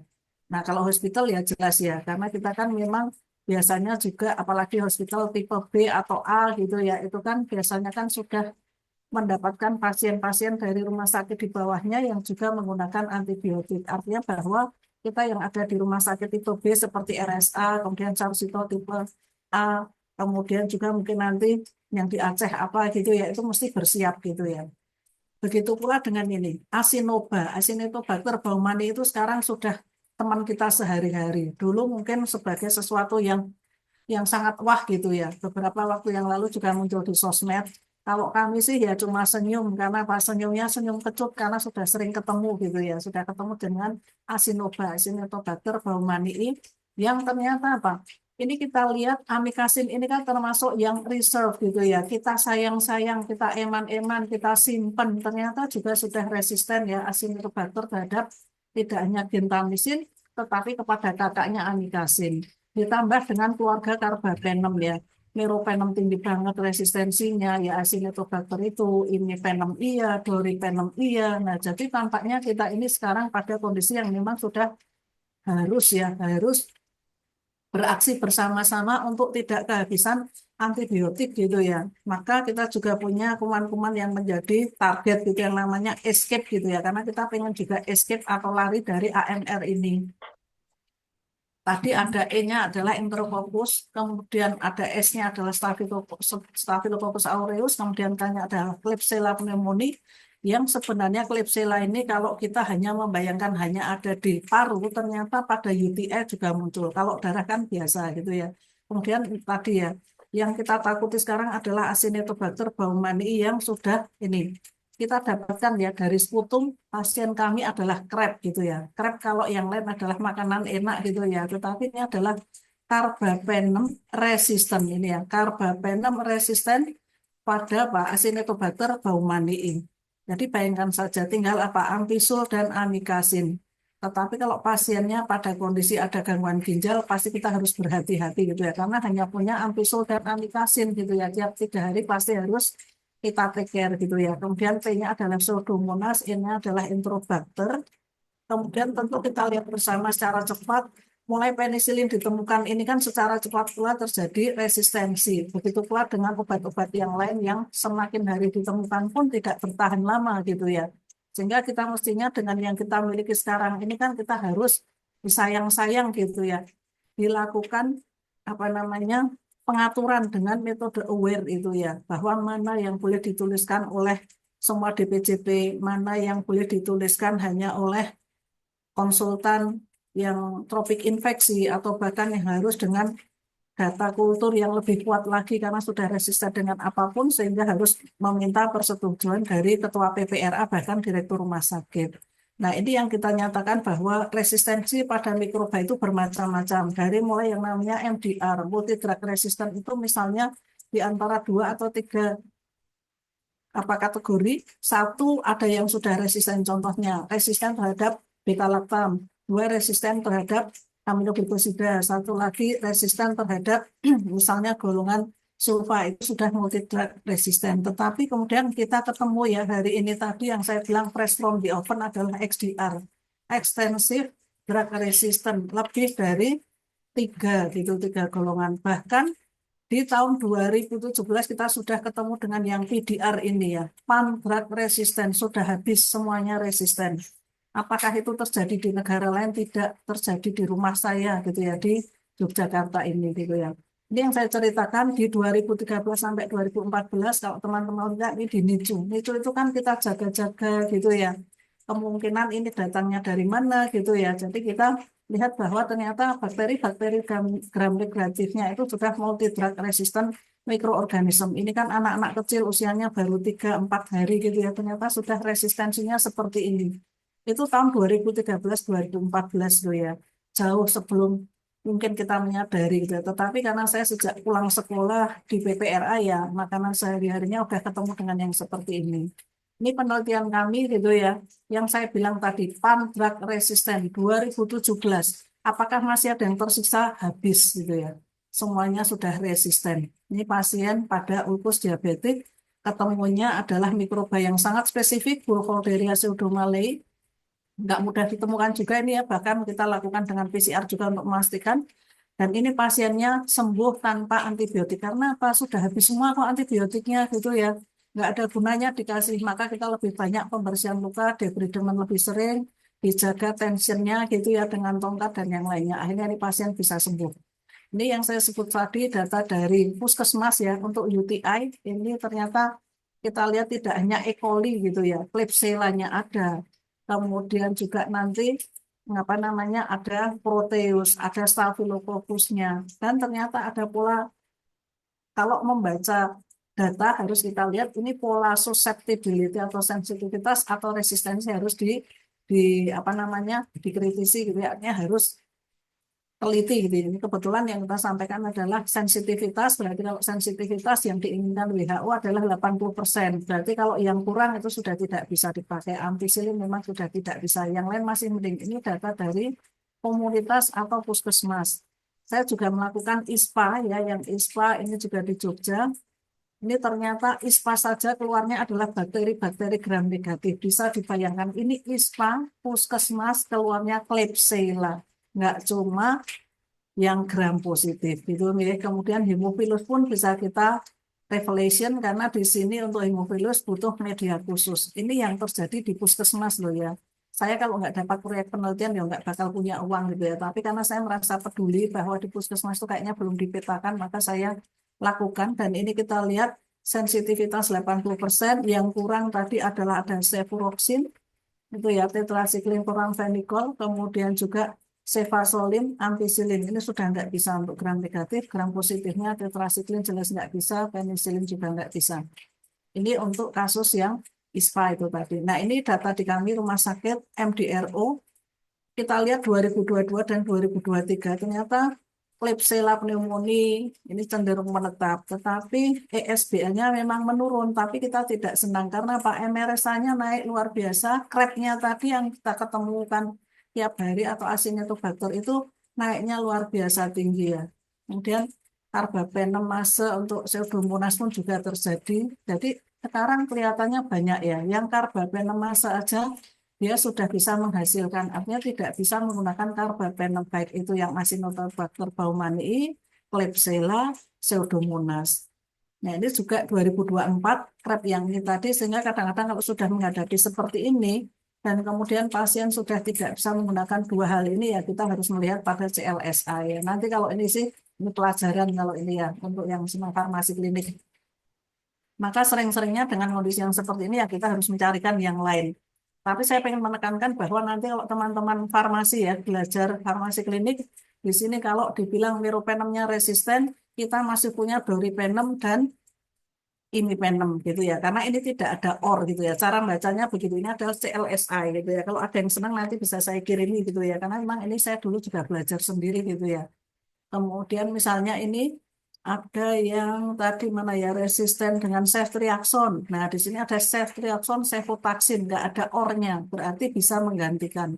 Tapi kalau ada ornya berarti sama-sama apa namanya resisten. Kemudian juga ada minocycline yang tidak diuji, padahal ini sputum ya, berarti untuk paru masih bisa. Kadang-kadang kita kasih itu. Jadi kita harus memperhitungkan juga penetrasinya. Nah ini yang tadi saya bilang 17 November barusan. Nah ini besok akan jadi forkit kita ya. Besok pagi hari Rabu kita biasanya keliling bersama teman-teman klinisi. Ketemunya apa? Acinetobacter baumannii XDR. Nih, habis semua. Amikasin pun resisten, ampisul resisten, tinggal apati, glisiklin intermediate. Banyak jurnal menyampaikan bahwa jangan memilih yang antimikroba atau antibiotik intermediate walaupun mau dinaikkan dosisnya sekalipun gitu ya. Nah, ternyata satunya lagi ketemu dari sputum yang sama. Tadi saya bilang yang MRSA plus ini ya, yang namanya VISA. Jadi vancomycin intermediate Staphylococcus aureus. Wah, ini kita langsung besok harus langsung temui bangsal, kita lihat apa ini itu. Wah, sudah langsung gitu ya. Sehingga kita hanya tinggal punya Paline solid. Nah, luar biasa. Maka saya bilang ini fresh from the oven, nggak dari rumah sakitnya orang lain, rumah sakit saya sendiri gitu ya. Jadi kita nggak masalah untuk mempublish ini untuk awareness gitu ya. Karena rumah sakit kami nggak pernah menyembunyikan apapun gitu ya. Apapun akan kita declare ya karena kita adalah rumah sakit pendidikan. Apalagi kalau ini adalah untuk awareness dan untuk kebaikan kita bersama. Ini juga yang pernah kami lakukan tentang evaluasi profilaksis secara prospektif, ternyata banyak yang tidak rasional gitu ya. Pemilihan dosisnya saja banyak yang tidak tepat gitu ya. Ini yang sederhana saja terjadi sangat-sangat tinggi. Kemudian ini juga dengan Giessen, ini apapun ya, artinya kalau kita tidak bisa melakukan kultur sensitivitas, tetapi teman-teman tetap bisa melakukan Giessen analisis ya, untuk yang empirik sekalipun. Tapi ternyata bahwa ini untuk yang anak kebetulan ya, yang rasional cukup tinggi, tetapi ada juga yang tidak rasional, yaitu dosis yang inappropriate misalnya. Nanti bisa kita petakan yang mana gitu ya, antibiotiknya, sehingga kita melakukan edukasi secara berkelanjutan. Pada demam tifoid anak, yang rasional hanya 20%, sisanya tidak rasional dengan bermacam-macam sebab gitu ya. 4A, ada yang lebih efektif, tidak efektif untuk tifoid kok dikasihkan gitu ya. Ataupun yang Ini ya untuk yang 3B. Kalau masalah murah dan tidak itu kan relatif. Kemudian kalau 3B adalah karena apa? Too short gitu ya, kurang dari 72 jam. Ataupun juga yang 2A, jelas inappropriate dosage juga terjadi, ataupun interval yang tidak sesuai. Jadi ternyata betapa kita itu sebenarnya bisa memetakan gitu ya, asal dari ketidakrasionalan itu apa, sehingga kita bisa memperlambat terjadinya resistensi. Ini mainan saya karena kebetulan di ICU gitu ya. Ini ternyata juga yang rasional hanya 69% dengan berbagai macam ketidakrasional, bahkan ada yang lebih dari 10 hari dikasih gitu ya. Jadi ini memang kelepasan kalau ini ya, karena ICU kebetulan di lokasi penelitian ini cukup banyak ya, cukup banyak lebih dari 50. Ini juga yang definitif pun bukan berarti bahwa selalu rasional, tidak. Ternyata juga hanya sekitar 60-an, banyak yang tidak rasional juga gitu ya. Nah ini tadi yang saya sampaikan, mungkin tadi Pak Yudi juga sudah menyampaikan, Bu Mimi juga menyampaikan, SKI. Ini ternyata memang kalau dilihat kemarin dari Kemenkes juga datang ke fakultas, kebetulan saya pas menuju fakultas, sehingga saya diminta untuk menemui juga gitu ya. Ini kenapa dulu saya membandingkan antara DIY dan Jawa Timur gitu ya, karena ternyata sama-sama di Jawa tetapi penggunaan atau pembelian antibiotik oral tanpa resep itu beda jauh gitu ya. Kemudian juga antibiogramnya itu berbeda gitu ya, beda banget polanya gitu ya. Tetapi yang kemarin ditanyakan oleh teman-teman dari Kemenkes, pernah Kemenkes itu menanyakan kepada Dinas Kesehatan, apakah ada peran Dinkes di Jogja sehingga bisa menekan? Ternyata jawabnya adalah memang tidak. Maka kemarin saya sudah cerita bahwa sejak 2012, jauh sebelum pandemi, kami di Jogja ini punya paguyuban. Namanya saja paguyuban, bukan organisasi ya. Kalau organisasi mungkin kan karena kita berasal dari berbagai apa namanya profesi kesehatan mungkin kurang pas, maka kita namakan paguyuban karena biar guyup rukun gitu ya. Maka ini adalah ada ID, IAI, PPNI, dan IBI. Ini selalu setiap 3 bulan kita ketemu. Maka waktu itu 2012 saya ingat kita declare untuk DIY ini harus menjadi contoh nasional. Kalaupun tidak menjadi contoh nasional ya biarlah, tetapi DIY harus berbenah gitu ya waktu itu. Maka kami sepakat bahwa baik dari teman-teman IAI tidak akan melayani resep gitu ya. Oh salah, masih ada satu lagi nih PDGI harusnya ya 5. Minta maaf, ini jadi sudah ya declare bahwa tidak akan melayani antibiotik tanpa resep dari teman dokter dan dokter gigi. Dan itu kita edukasi, termasuk teman-teman perawat dan bidan jangan juga menuliskan resep untuk antibiotik. Itu di DIY gitu nih. Kemudian tentunya kita tidak bisa lepas dari pendapat masyarakat terhadap antibiotik itu seperti apa sih gitu ya. Ternyata memang ini beberapa penelitian dari teman kami ya, Mbak Astri Ferdiana ini, ternyata apa? Bahkan ada orang yang menyampaikan bahwa antibiotik itu bisa untuk menurunkan apa? Menurunkan demam secara lebih cepat. Kemudian kalau nggak punya antibiotik di rumah rasanya nggak pede. Jadi setiap saat membeli dan menyediakan. Bahkan ada juga ya masyarakat yang menggunakan antibiotik itu kalau ditanya buat apa? Untuk apa namanya pegel-pegel gitu ya. Nah ini kan berarti memang di masyarakat kita itu masih sangat luas gitu ya pendapatnya, yang kita itu harus ayo kita bersama-sama, bukan hanya yang di rumah sakit tetapi yang di apotek pun, yang sebagai dosen, yang di tempat-tempat lain pun harus yang bersama-sama tadi seperti Mbak Fitria menyampaikan educate, advocate, act now. Nah itu jadi kita harus terus ya yang namanya educate and advocate. Kemudian ini One Health tentu ya, di mana kesehatan itu tentunya hasil dari apa namanya koordinasi dari berbagai sektor gitu ya. Tidak hanya sektor manusia sudah dijaga-jaga, ternyata yang hewan juga harusnya bersama-sama. Dan jangan lupa di hewan ini juga ada ikan gitu ya, karena kadang-kadang kan yang ikan ini karena dengan kementerian yang berbeda kadang-kadang terlupakan, tetapi harusnya ini kita bersama-sama. Mengapa? Karena resistensi yang terjadi di hewan pun akan ada pengaruhnya di kita. Mengapa? Karena akan ada yang masuk ke jalur makanan kita, yaitu sayur dan buah dan yang lainnya, ke air, kemudian juga ke tempat-tempat di mana itu bisa menjadi reservoir ya, reservoir terjadinya gen-gen yang resisten. Jadi tidak hanya kita sebagai manusia atau kita yang bekerja di rumah sakit yang menjaga, tetapi tentunya pada hewan pun juga sama. Apalagi sekarang semoga di Indonesia bisa lebih baik gitu ya, dengan 2019 ada pelarangan EGP, anti antimicrobial as a growth promoter. Jadi dulu antimicrobial itu bukan untuk mengobati infeksi, tetapi kebanyakan pada ternak gitu ya digunakan untuk meningkatkan imunitas sehingga waktu yang dibutuhkan ya waktu itu kita cerita atau kita ngobrol dengan teman-teman peternak biasanya kalau tidak dikasih antibiotik itu butuh waktu 120 hari untuk mencapai berat tertentu, tetapi dengan diberikan antibiotik itu kurang dari 90 hari dia sudah bisa dijual dan cukup gemuk dan sehat. Nah, itu namanya growth promoter. Nah, tentunya kita juga harus ingat bahwa di ternak ini kan peternak tidak hanya memiliki ribuan bahkan jutaan gitu ya yang ternak ini ya. Kalau mungkin yang stok yang lain kalau itu memang adalah pengusaha besar juga akan banyak. Artinya kalau ada yang sakit dua pasti yang akan diobati tidak hanya dua gitu ya. Masa akan milih dua dari berapa juta, tetapi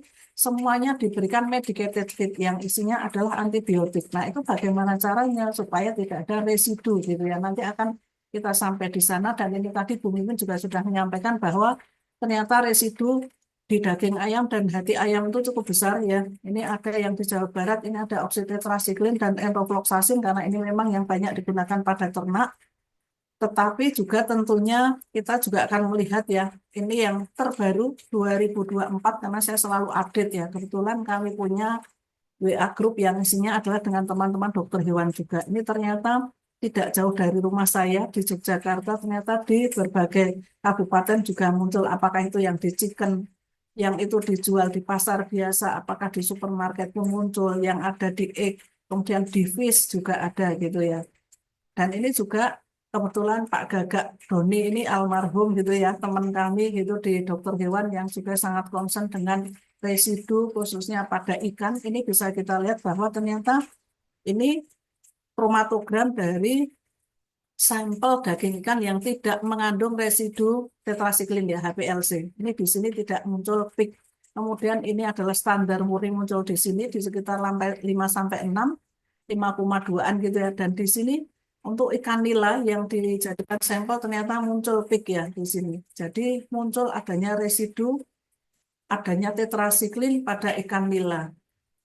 Nah, saya sering ya mengingatkan gitu ya, mengapa residu itu penting. Banyak teman-teman menyatakan, Bu Ika, memangnya kita itu makan daging ayam, makan telur, kemudian apalagi mungkin yang ketemu di Jawa Timur tadi ada babi, kemudian juga ikan. Emang kita makannya mentah. Nah, yuk kita buktikan. Apakah kalau kita sudah melakukan berbagai processing techniques untuk memasak makanan kita itu apakah akan menyebabkan residunya itu hilang. Yuk kita lihat gitu ya. Ini contoh salah satu pada whole chicken meat gitu ya. Contoh aja enrofloxacin yang banyak ditemukan.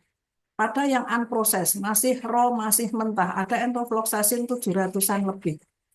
Direbus, boiling, ternyata nggak hilang juga. Grilling banyak, microwaving masih tersisa. Wong modern kok buka roasting, oke roasting tetap ada. Sehingga artinya rata-rata ini ternyata tetap ada residunya gitu ya. Residunya cukup besar. Ini kita ambil satu saja, yang lain juga sama.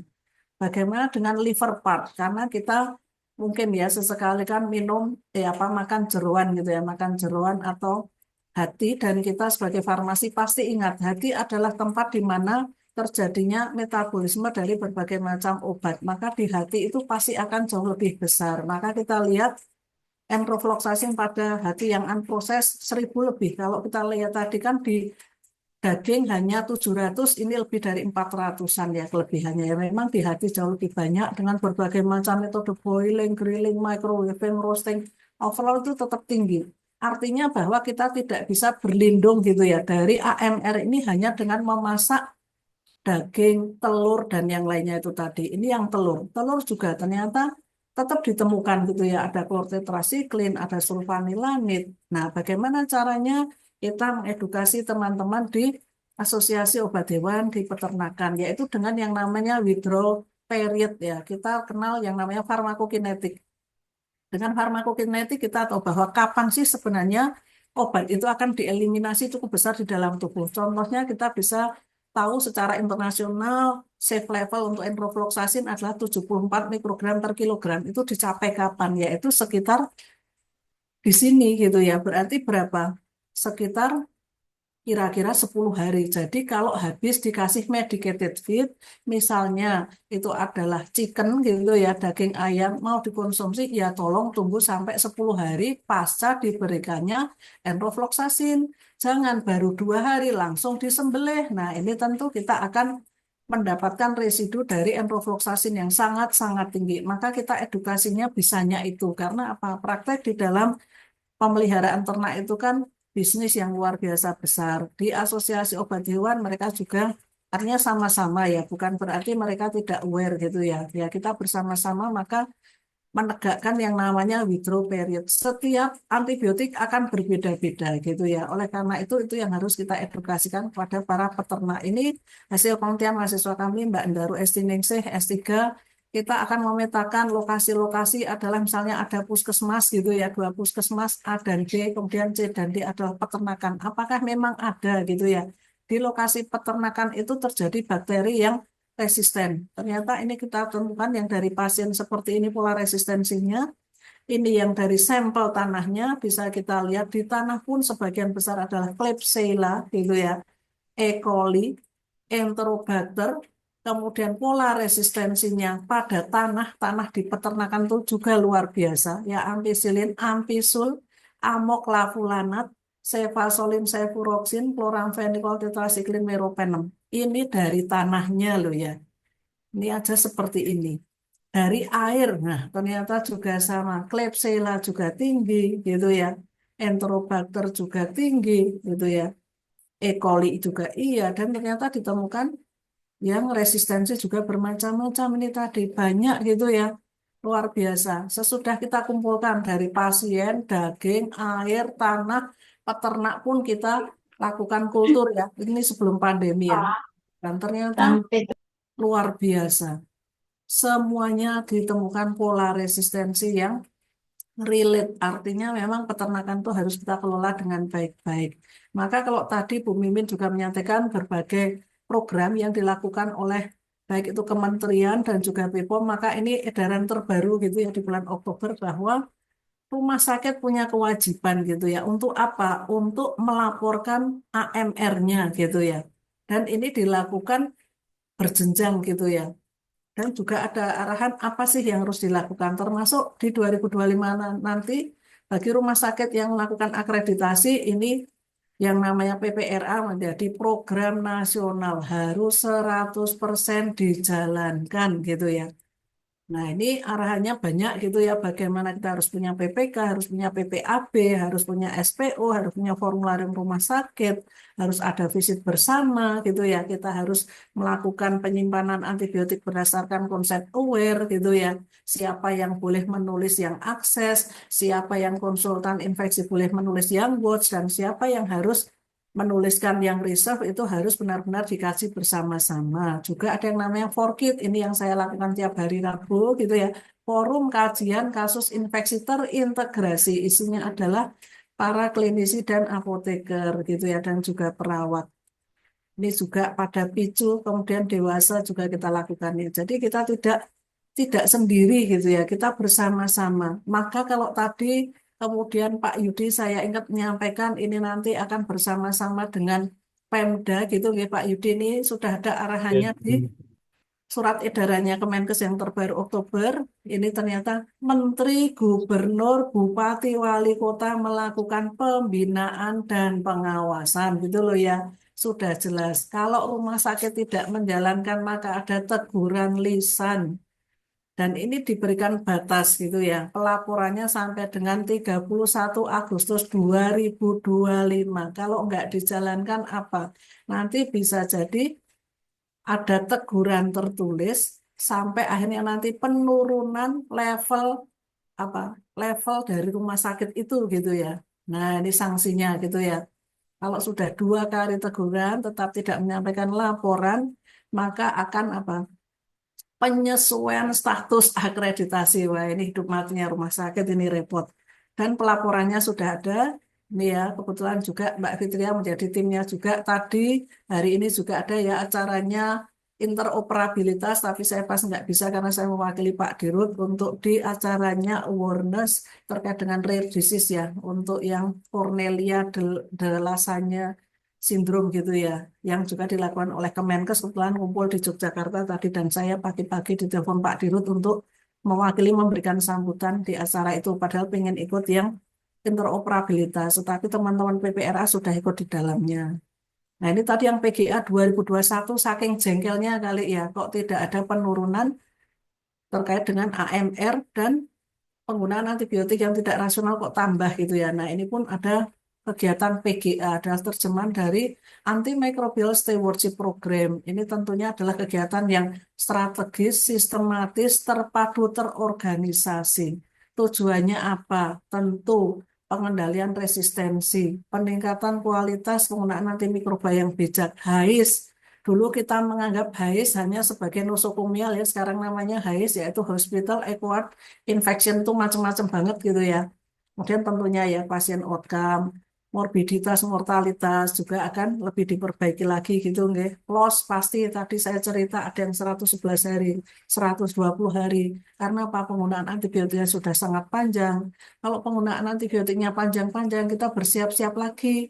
Yang muncul tidak hanya bakteri tapi juga ngajak temennya yaitu jamur. Nah, kita sudah siap, waduh ini anti jamur juga harus masuk gitu ya. Maka kita harus berani memulai tetapi juga harus berani nyetop gitu ya. Jangan hanya berani memulai tetapi stopnya tidak pernah dilakukan. Jadi harus ada monitoring gitu ya. Kuantitas pasti juga kita lakukan dengan DDD. Maka kalau kita lihat di sini di PGA terbaru ini posisi dari KPRA sangat kuat karena di bawah direktur secara langsung kemudian punya kelengkapan-kelengkapan gitu ya.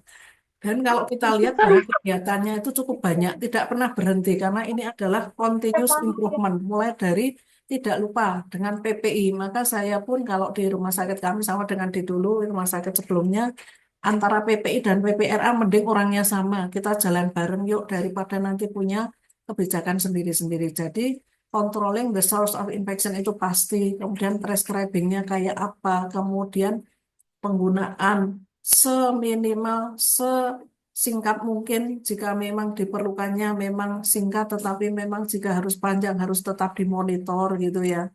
Kemudian kalau sudah punya hasil kultur itu juga digunakan jika memungkinkan gitu ya. Kemudian tentu ya surveillance tidak boleh berhenti. Nanti hasil surveillance ini tidak boleh berhenti tetapi harus menjadi pemantik untuk apa lagi sih staf kita itu harus ditambahi, diingatkan gitu ya. Jadi tidak pernah berhenti. Juga supporting untuk interdisciplinary approach termasuk IT system yang dilakukan Mbak Fitria dengan Dr. Anis dan teman-teman di Kemenkes. Nah, tentunya ini Infection Prevention Control PPI juga ikut di dalamnya.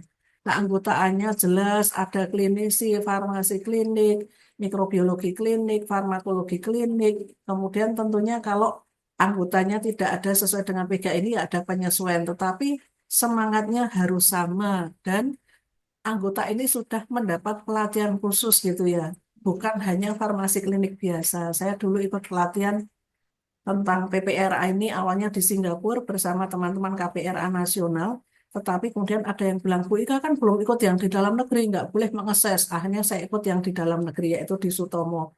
Ketemu dengan teman-teman KPRA sebagai pengisi malah diketahuan, gitu. Lah, ngapain ke sini lagi gitu. Lah, saya daripada nggak boleh mengakses sok dok, saya gitu, saya mending ikut yang nasional juga, padahal saya sudah punya sertifikat yang internasional.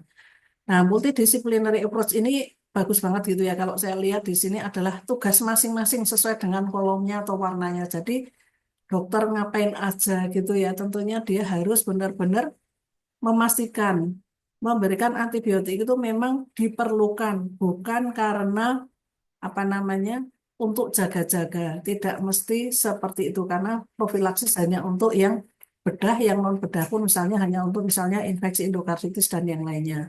Kemudian farmasis tentunya ini juga harus educate ya, termasuk juga berperan di dalam tim gitu ya. Direktur misalnya seperti saya, kemudian juga yang PPI itu apa tugasnya, kemudian untuk yang hospital prescriber semuanya harus apa gitu ya.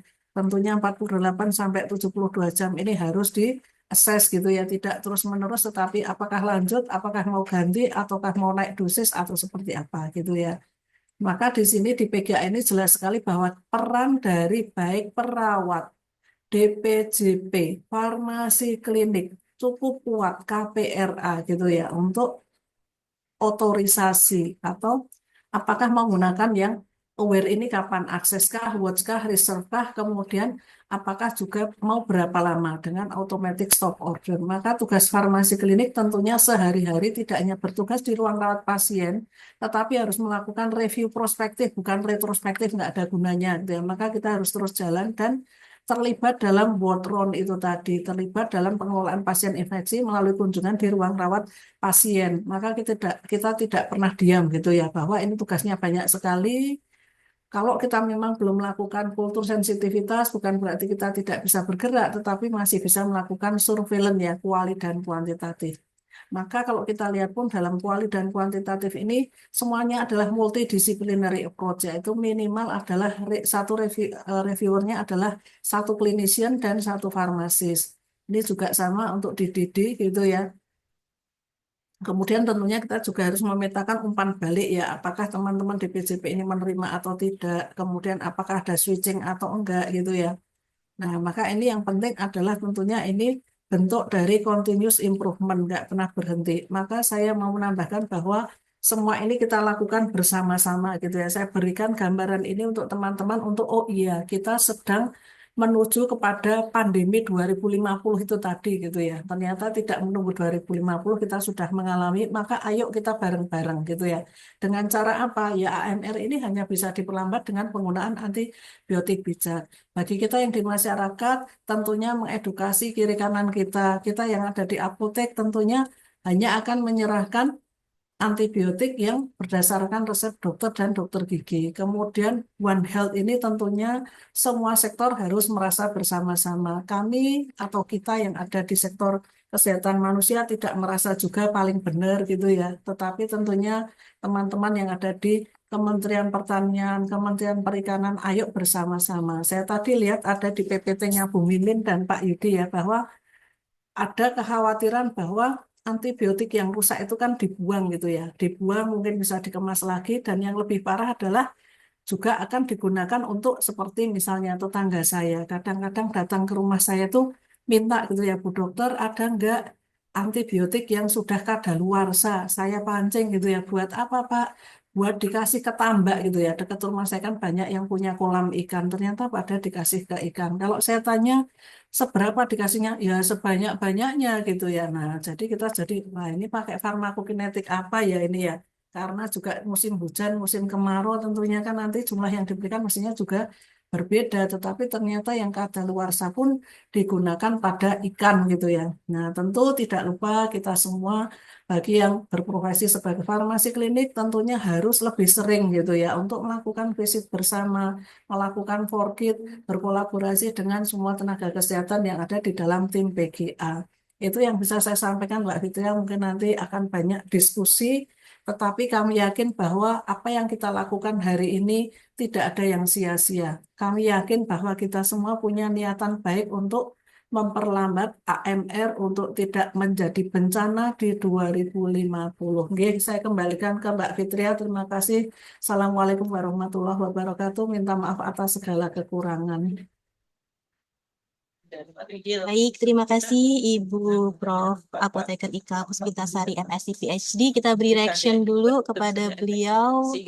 Luar biasa sekali nih Bu, banyak penelitian, juga prakteknya seperti apa. Kemudian memang ini harus ada kolaborasi multidisiplin gitu ya Bu dalam pengendalian dan pencegahan AMR. Terima kasih Ibu kepada sejawat apoteker dan sahabat AMR semuanya. Kami persilahkan apabila ada pertanyaan bisa menuliskan di kolom chat atau raise hand. Sebelum ke sesi tanya jawab, kita di sini juga hadir ada dua penanggap yang salah satu kegiatan kolaborasi dan bersinergi ya Bapak Yudi dan juga tim dari Balai Besar POM Aceh, yaitu bersama dengan Ketua KPRA, Ketua Komite Pengendalian Resistensi Antimikroba dari RSUD Dr. Zainul Abidin Banda Aceh. Selamat sore Dr. Syamsul Rizal, SPBPRE. Selamat sore, Ibu. Ya, selamat sore dokter. Terima kasih banyak dokter sudah berkenan bergabung menjadi penanggap dalam webinar pengendalian AMR pada sore hari ini. Dan nanti penanggap yang kedua bersama dengan Ketua Ikatan Apoteker Indonesia Aceh, Bapak Apoteker Teddy Kurniawan Bakri, MFAM. Selamat sore Bapak Teddy. Selamat sore, Bu Fitria. Ya, selamat sore. Ini senang sekali nih ada penanggap dari Ketua KPRA RSUD Zainul Abidin dan juga dari PDIAI Aceh. Sebelum ke sesi tanya jawab, kami mohon tanggapannya, insight terkait dengan 3 paparan materi yang tadi sudah disampaikan dari Direktur Pengawasan Distribusi dan Pelayanan ONPP Badan POM, dari Kepala Balai Besar POM di Banda Aceh, dan dari dosen dan peneliti farmakologi dan farmasi klinis Fakultas Farmasi UGM. Kepada Dr. Syamsul Rizal dahulu ya dok, tadi banyak sekali nih dok materi, insights, dan sesuai tema WAW ya dok ya, educate, advocate, dan act now gitu ya dok. Monggo Dr. Syamsul Rizal. Baik, Mbak Fitri ya, terima kasih. Memang saya setuju sekali dengan 3 pembicara yang dari tadi pagi sudah memaparkan bahwa pada saat kita akan melaksanakan AMR ya, akan berhadapan dengan AMR itu nggak bisa dari satu sisi. Ya, nggak bisa hanya tenaga kesehatan aja, nggak bisa hanya rumah sakit saja. Semua regulasi sudah dibuat oleh pemerintah. Ya, kami di rumah sakit terus tadi dinyatakan juga bahwa kita itu terikat dengan harus melaksanakan kegiatan bagaimana rumah sakit seberapa serius rumah sakit dalam menangani AMR.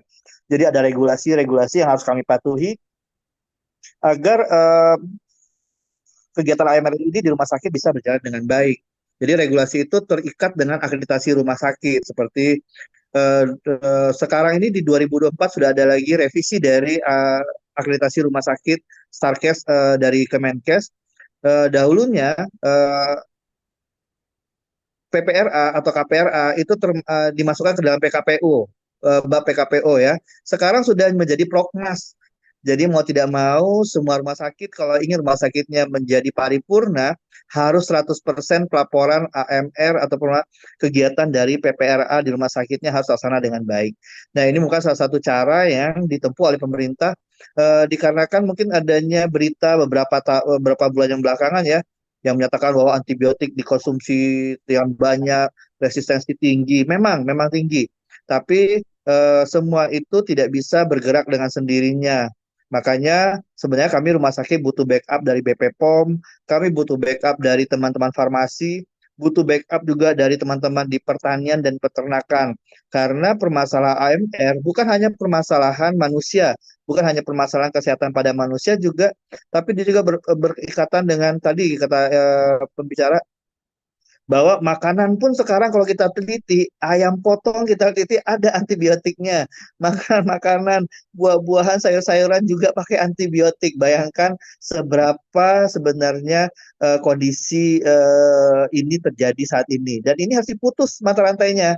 Jadi nggak boleh orangnya sehat, tapi ternaknya tetap pakai antibiotik sembarangan, balik lagi ke kita gitu. Jadi ini harus diputus dan saya sangat setuju sekali dengan ketiga pembicara bahwa tema WAAW pada tahun ini betul-betul sangat tepat, yaitu educate. Mari kita melakukan edukasi bersama, semua lini bersama bergerak serentak, melakukan advocate juga. Advocate itu tidak hanya untuk kita pribadi, tapi juga untuk semua masyarakat yang ada.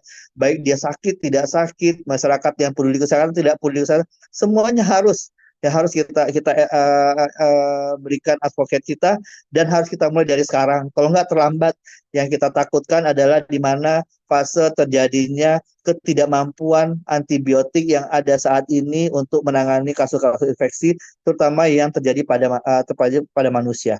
Mungkin itu dari saya insight-nya Bu Fitria. Silakan mungkin yang lain.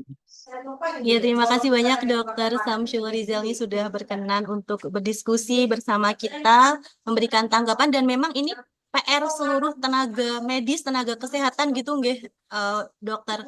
Jadi kita harus bergandengan tangan gitu nggih dok untuk pencegahan dan pengendalian AMR. Baik, terima kasih Dr. Syamsul Rizal. Nanti kita mohon izin untuk ikut berdiskusi bersama nggih dok. Baik. Penanggap yang kedua, mohon izin ini dari Ikatan Apoteker Indonesia Aceh, Bapak Apoteker Teddy Kurniawan Bakri M.Farm. Mohon tanggapannya Bapak. Tadi materinya banyak sekali dan ini memang Balai Besar POM Aceh ini menyoroti apoteker nih Pak sebagai garda terdepannya nih Pak dalam pengendalian AMR. Monggo Bapak Teddy. Baik, terima kasih Bu Fitria. Assalamualaikum warahmatullahi wabarakatuh. Ya, yang kami hormati Ibu Direktur Pengawasan Distribusi dan Pelayanan BPOM tadi ya berhadir, Bu Mimin, kemudian ada Kepala Balai Besar POM di Banda Aceh, Pak Yudi. Salam hormat, Pak Yudi. Sama-sama Pak Teddy. Dan Prof Ika, ya, sering bertemu dengan Prof Ika. Terima kasih Prof atas materi pada sore hari ini, serta Dr. Samsul Rizal ya, Dr. Yos ya, terima kasih dokter sudah bergabung juga. Em, ya baik, dengan terkait dengan topik yang hari ini disampaikan, kami dari Ikatan Apoteker Indonesia sangat berterima kasih kepada Balai Besar POM di Banda Aceh ini menyajikan data dan juga kondisi real saat ini yang ada di Aceh ya. Dengan topik apoteker sebagai garda terdepan, kami sangat setuju sekali karena memang salah satu rantai yang perlu kita benahi adalah bagaimana akses masyarakat terhadap antibiotik yang saat ini sudah sangat luar biasa marak ya. Tentu kita sangat khawatir dengan kondisi yang seperti disampaikan oleh Prof Ika tadi, bahwa adanya em, resiko tsunami AMR ya Prof, tsunami resistensi ya Prof, yang bisa terjadi apabila kita tidak melakukan langkah-langkah strategis dalam waktu-waktu yang akan datang gitu. Dan kami pada prinsipnya dari Ikatan Apoteker Indonesia baik di tingkat pusat maupun di daerah, kita sangat setuju sekali bahwa pengendalian resistensi antibiotik ini atau AMR ini perlu dilakukan dengan sinergi ya dengan lintas sektor, dan apoteker sebagai garda terdepan tentunya dalam hal akses antibiotik perlu kemudian diberikan penguatan-penguatan dan kemudian dilakukan penindakan dan monitoring yang baik. Dan kita juga melakukan ini dengan Pak Yudi ya, beberapa kegiatan yang lalu kita melakukan edukasi, komitmen ya, penandatanganan kerjasama, komitmen kepada apoteker di sarana apotik. Namun ini perlu untuk sering kita eh, apa namanya kita evaluasi ya Pak Yudi ya. Mudah-mudahan angka penggunaan atau akses antibiotik tanpa resep ini terus bisa kita tekan. Meskipun Iya, kita tahu ini jalur penggunaan antibiotik tentu tidak hanya ada di apotik ya, tapi juga betul, betul. penggunaan antibiotik yang tidak rasional juga terjadi di beberapa sektor lain. Dan Masuk, insya ya. Allah kita di Apoteker, ya, di Ikatan Apoteker Indonesia siap berkolaborasi dan sangat setuju sekali untuk melakukan langkah-langkah strategis yang terpadu, yang tepat ya untuk bisa mengendalikan AMR ini. Terima kasih, Bu Fitria. Mungkin demikian ya dari saya. Baik, terima kasih Bapak Apoteker Teddy. Jadi kalau tadi kita mendapatkan insight benchmark dari Jogja gitu nggih Pak Yudi. Dari Jogja tadi disampaikan bahwa tidak hanya profesi apoteker, tapi juga profesi dokter, bidan, dokter gigi gitu nggih, Prof Ika. Kita kolaborasi untuk pengendalian AMR. Tapi memang perlu bertahap nggih, dan eh, tantangan berikutnya adalah bagaimana bisa konsisten ini Bapak Teddy, agar semuanya berbahu-membahu gitu ya untuk pengendalian AMR. Baik, terima kasih Bapak Apoteker Teddy. Mohon izin dokter, Bapak Ibu dan sejawat semuanya, ini sudah ada beberapa pertanyaan yang masuk. Boleh saya menanggapi sebentar nih? Boleh, sangat boleh Ya, Bapak izin. Kepala. Monggo Mungkin Bapak. Prof Ika, ya saya menanggapi apa yang disampaikan oleh Dr. Samsul dan Pak Teddy. Terima kasih atas perhatiannya, concernnya. Saya kira tadi apa yang disampaikan Prof Ika itu menjadi poin penting buat kita semua. Artinya kalau melihat tadi, saya jadi ngeri ya. Semua antibiotik sudah pada resisten. Jadi sebenarnya tidak nunggu 2050 lagi nih Bu Mimin, kelamaan dok. Mungkin Prof Ika, kayaknya sudah dekat sekali. Saya kira kita sudah waktunya untuk sama-sama benar-benar peduli ya untuk sama ya dari seluruh sektor. Maka dari kesempatan ini mohon izin menyampaikan bahwa webinar ini kita membuat seri sebenarnya. Ini adalah seri 2. Kemarin ada talkshow ya Dr. Samsul. Mohon izin saya kemarin belum bisa gabung. Ini seri 2-nya webinar untuk apoteker. Besok juga ada webinar lagi untuk nakes dan besoknya lagi juga ada webinar. Kita peruntukan untuk poultry dari perikanan, peternakan juga. Jadi seluruh sektor. Tapi mohon izin kami belum bisa konsepkan gabung dalam suatu waktu. Khawatirnya nanti webinarnya ada 1 hari penuh, jadi audiensnya tak khawatir boring begitu, karena memang target audiensnya berbeda. Bu Ika juga akan kembali menjadi narasumber besok, Pak Samsul juga nanti akan bergabung begitu. Nah, pada kesempatan ini kami mengutamakan teman-teman rekan-rekan apoteker, oke, pada kesempatan ini untuk bisa memberikan masukan dan penguatan untuk komitmen kita dalam mengendalikan AMR khususnya di Provinsi Aceh. Saya kira demikian tanggapan dari saya. Terima kasih. Ya, terima kasih Bapak Yudi Noviandi. Sebelum ke penanya, Prof. Ika mungkin ada tanggapan juga nih Prof, agar lengkap nih Prof, kita semua saling berdiskusi untuk kegiatan WAAW pada sore hari ini Prof. Silakan Prof. Matur nuwun Mbak Fitria. Memang kami kebetulan juga punya network ya Pak Yudi, Dr. Samsul Rizal, dan juga Pak Teddy dengan teman-teman Asosiasi Obat Hewan, Persatuan Dokter Hewan, Persatuan Dokter Gigi itu juga banyak belum tersentuh gitu ya. Untuk ayo bersama-sama. Kalau ide jelas sudah sering ya, termasuk teman-teman mikro. Ini nanti tanggal 15 Desember ada acaranya Perdalin gitu ya. Dan saya juga ikut mengisi termasuk menyampaikan tidak hanya masalah dari sisi penggunaannya yang masih ruwet gitu ya, tetapi juga yang sudah betul pun ternyata juga farmakokinetik dan farmakodinamiknya itu juga variatif gitu ya. Saya kebetulan juga punya Center of Excellence untuk riset therapeutic drug monitoring. Ini tadi hasil meropenem aja luar biasa variasinya. Dulu yang kita teliti ceftriaxone, ciprofloxacin, amikacin, luar biasa variasinya. Nah, artinya bahwa pendekatan itu dari semua sisi. Maka kami senang sekali jika nanti satu saat gitu ya teman-teman di daerah manapun untuk bisa bersama-sama kita dekati dengan tidak hanya untuk di pelayanan tetapi juga penelitian tentunya juga iya, kemudian kegiatan-kegiatan edukasi untuk pengabdian itu juga penting gitu ya. Jadi kami memang di rumah sakit akademik ini kebetulan mengedepankan semua itu gitu ya, termasuk untuk penelitian, untuk melihat seperti apa sih sebenarnya profil antibiotik yang ada di Indonesia. Kita kan selama ini hanya belajar dengan dosis yang ada di orang asing. Ternyata di kita variasinya luar biasa gitu ya. Apalagi kalau pasien-pasien sepsis ini kan volume distribusinya meningkat sekali gitu ya. Nah, kita jadinya kan tidak punya patokan. Maka kami itu pengen punya Center of Excellence bisa untuk punya modeling kalau pasien kondisinya sepsis itu harus didosis berapa sih gitu ya. Dan diberikan berapa lama. Itu mungkin memang kita masih harus cukup panjang ya jalannya, tetapi kita tidak pernah merasa untuk apa namanya capek gitu ya, karena kita tidak ingin bahwa yang namanya pandemi antimikrobial resisten itu benar-benar terjadi, karena ternyata sudah dekat dengan kita gitu ya, maka kita senang untuk bekerja sama bersama-sama semua pihak itu ya, matur nuwun.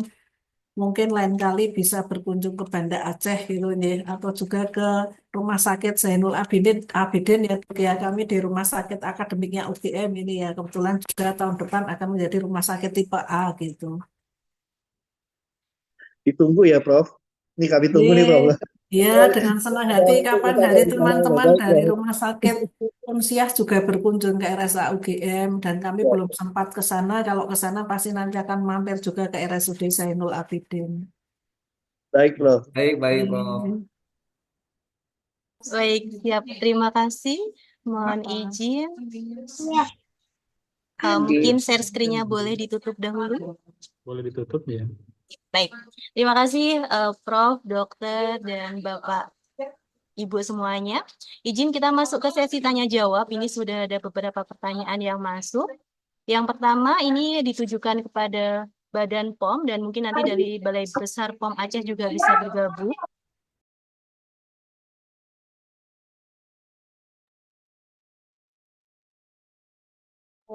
Mohon maaf, tadi mikrofonnya belum menyala. Baik, terima kasih Prof, Dokter, Bapak Ibu semuanya. Kita masuk ke sesi berikutnya, yaitu untuk tanya jawab. Ini sudah ada beberapa pertanyaan yang masuk. Mohon izin dari Badan POM RI, apakah sudah bisa bergabung? Ada yang mewakili Ibu Sukra. Silakan Bu Ibu Sukra. Sukra. Ya, Mbak Fitria. Ya, Ibu, ini ada pertanyaan kepada BPOM RI dan nanti dari Balai Besar POM Aceh juga mungkin ada tanggapannya juga ya Bapak Yudi. Pertanyaan dari Apoteker Yunita Sufiana. Ibu, ini sejauh mana peranan dari Badan POM terkait pengawasan pemberian antibiotik oleh tenaga kesehatan selain dokter terutama di daerah-daerah terpencil yang memang akses fasilitas kesehatannya ini sangat sulit, Ibu. Ini mohon tanggapannya, Ibu Syukra, nanti dilanjut Bapak Yudi. Terima kasih. Ya, baik. Terima kasih atas pertanyaannya, Ibu Yunita Sulfiana. Jadi seperti kita ketahui bersama Bapak Ibu bahwa untuk penyerahan antibiotik memang adalah dari resep dokter. Walaupun dalam pengawasan yang kami lakukan banyak sekali kami menemukan penyerahan tersebut dari nakes yang lain, misalnya bidan, bahkan perawat juga menyerahkan antibiotik tersebut. Padahal sebenarnya dari Permenkes 28 tahun 2017 sudah diatur obat-obat apa saja yang bisa diserahkan oleh bidan yang tidak termasuk antibiotik. Jadi obat-obat yang membantu untuk kelahiran dan kehamilan.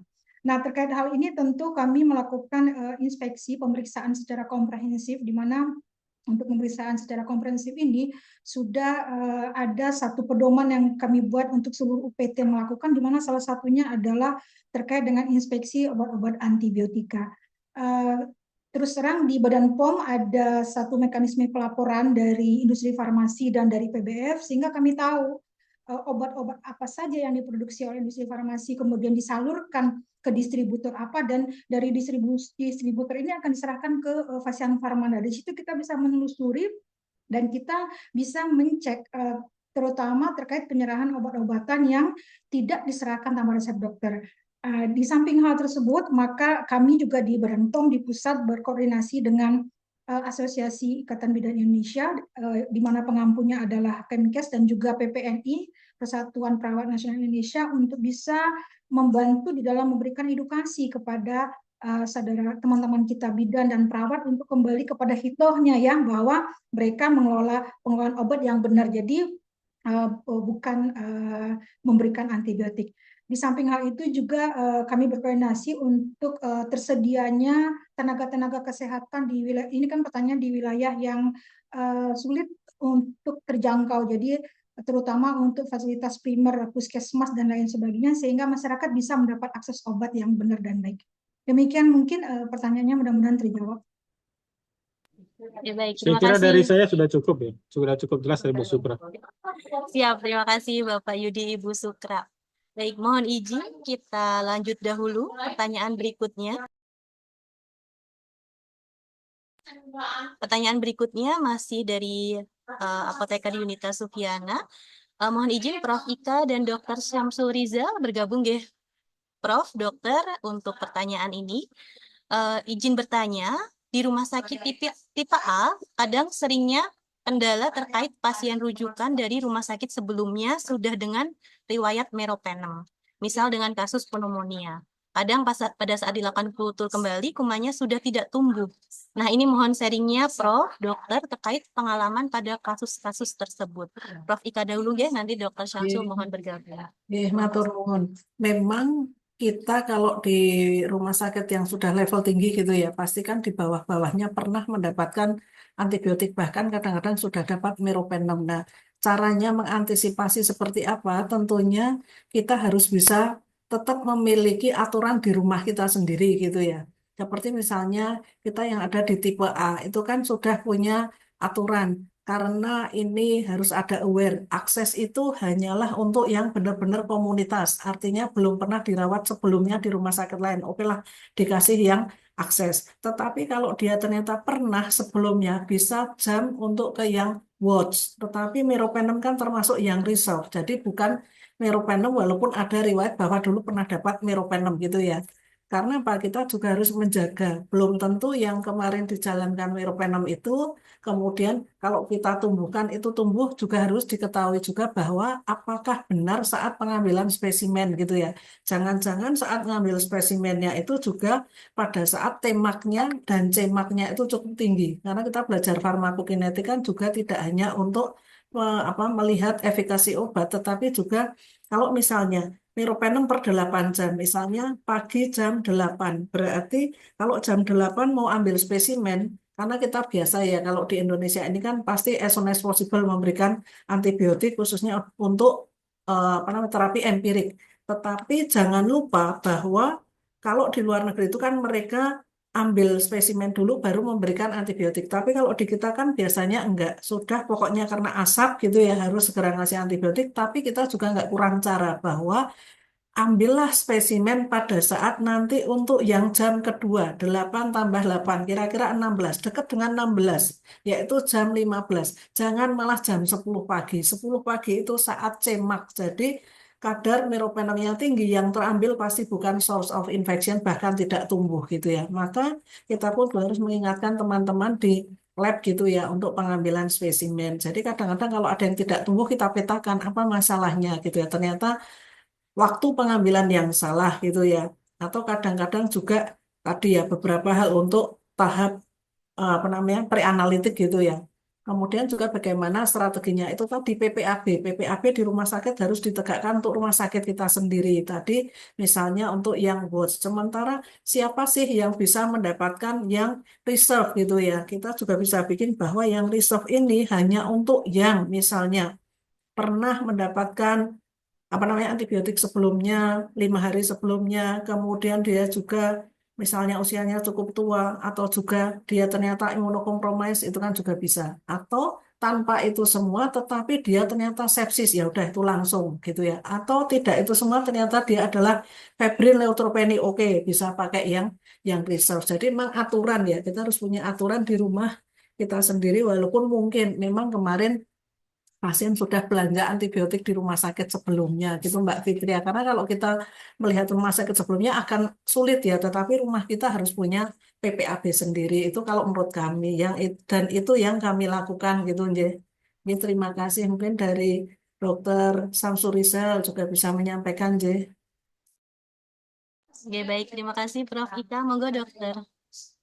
Baik, terima kasih Prof. Ika. Ini sharing aja ya, sharing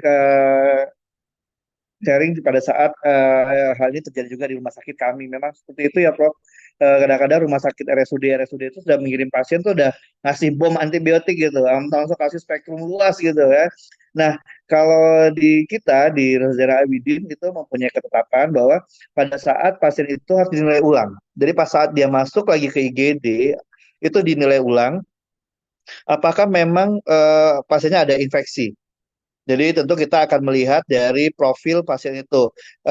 Infeksinya tentu harus yang kita lihat adalah infeksi sistemik. Berarti apakah ada riwayat demamnya, ataukah memang klinisnya mendukung kepada obat yang diberikan. Contoh tadi pasien masuk dengan pneumonia, kata pneumonia. Apakah betul ada tanda-tanda pneumonia pada pasiennya? Ada demam, ada batuk, ronsen fotonya juga kita lihat apakah ada suatu bercak atau suatu perselubungan. Kalau memang tidak ada, otomatis antibiotiknya yang telah diberikan oleh di rumah sakit, bahkan walaupun baru 1 kali diberikan, mohon maaf harus kita hentikan. Karena pemberian antibiotik pada pasien ini tidak tepat. Bahwa si rumah sakit yang mengirimkan memberikan antibiotik yang tidak sesuai dengan indikasi. Jadi itu boleh dihentikan. Dibandingkan kita memberikan antibiotik yang berkepanjangan untuk yang tidak ada indikasinya.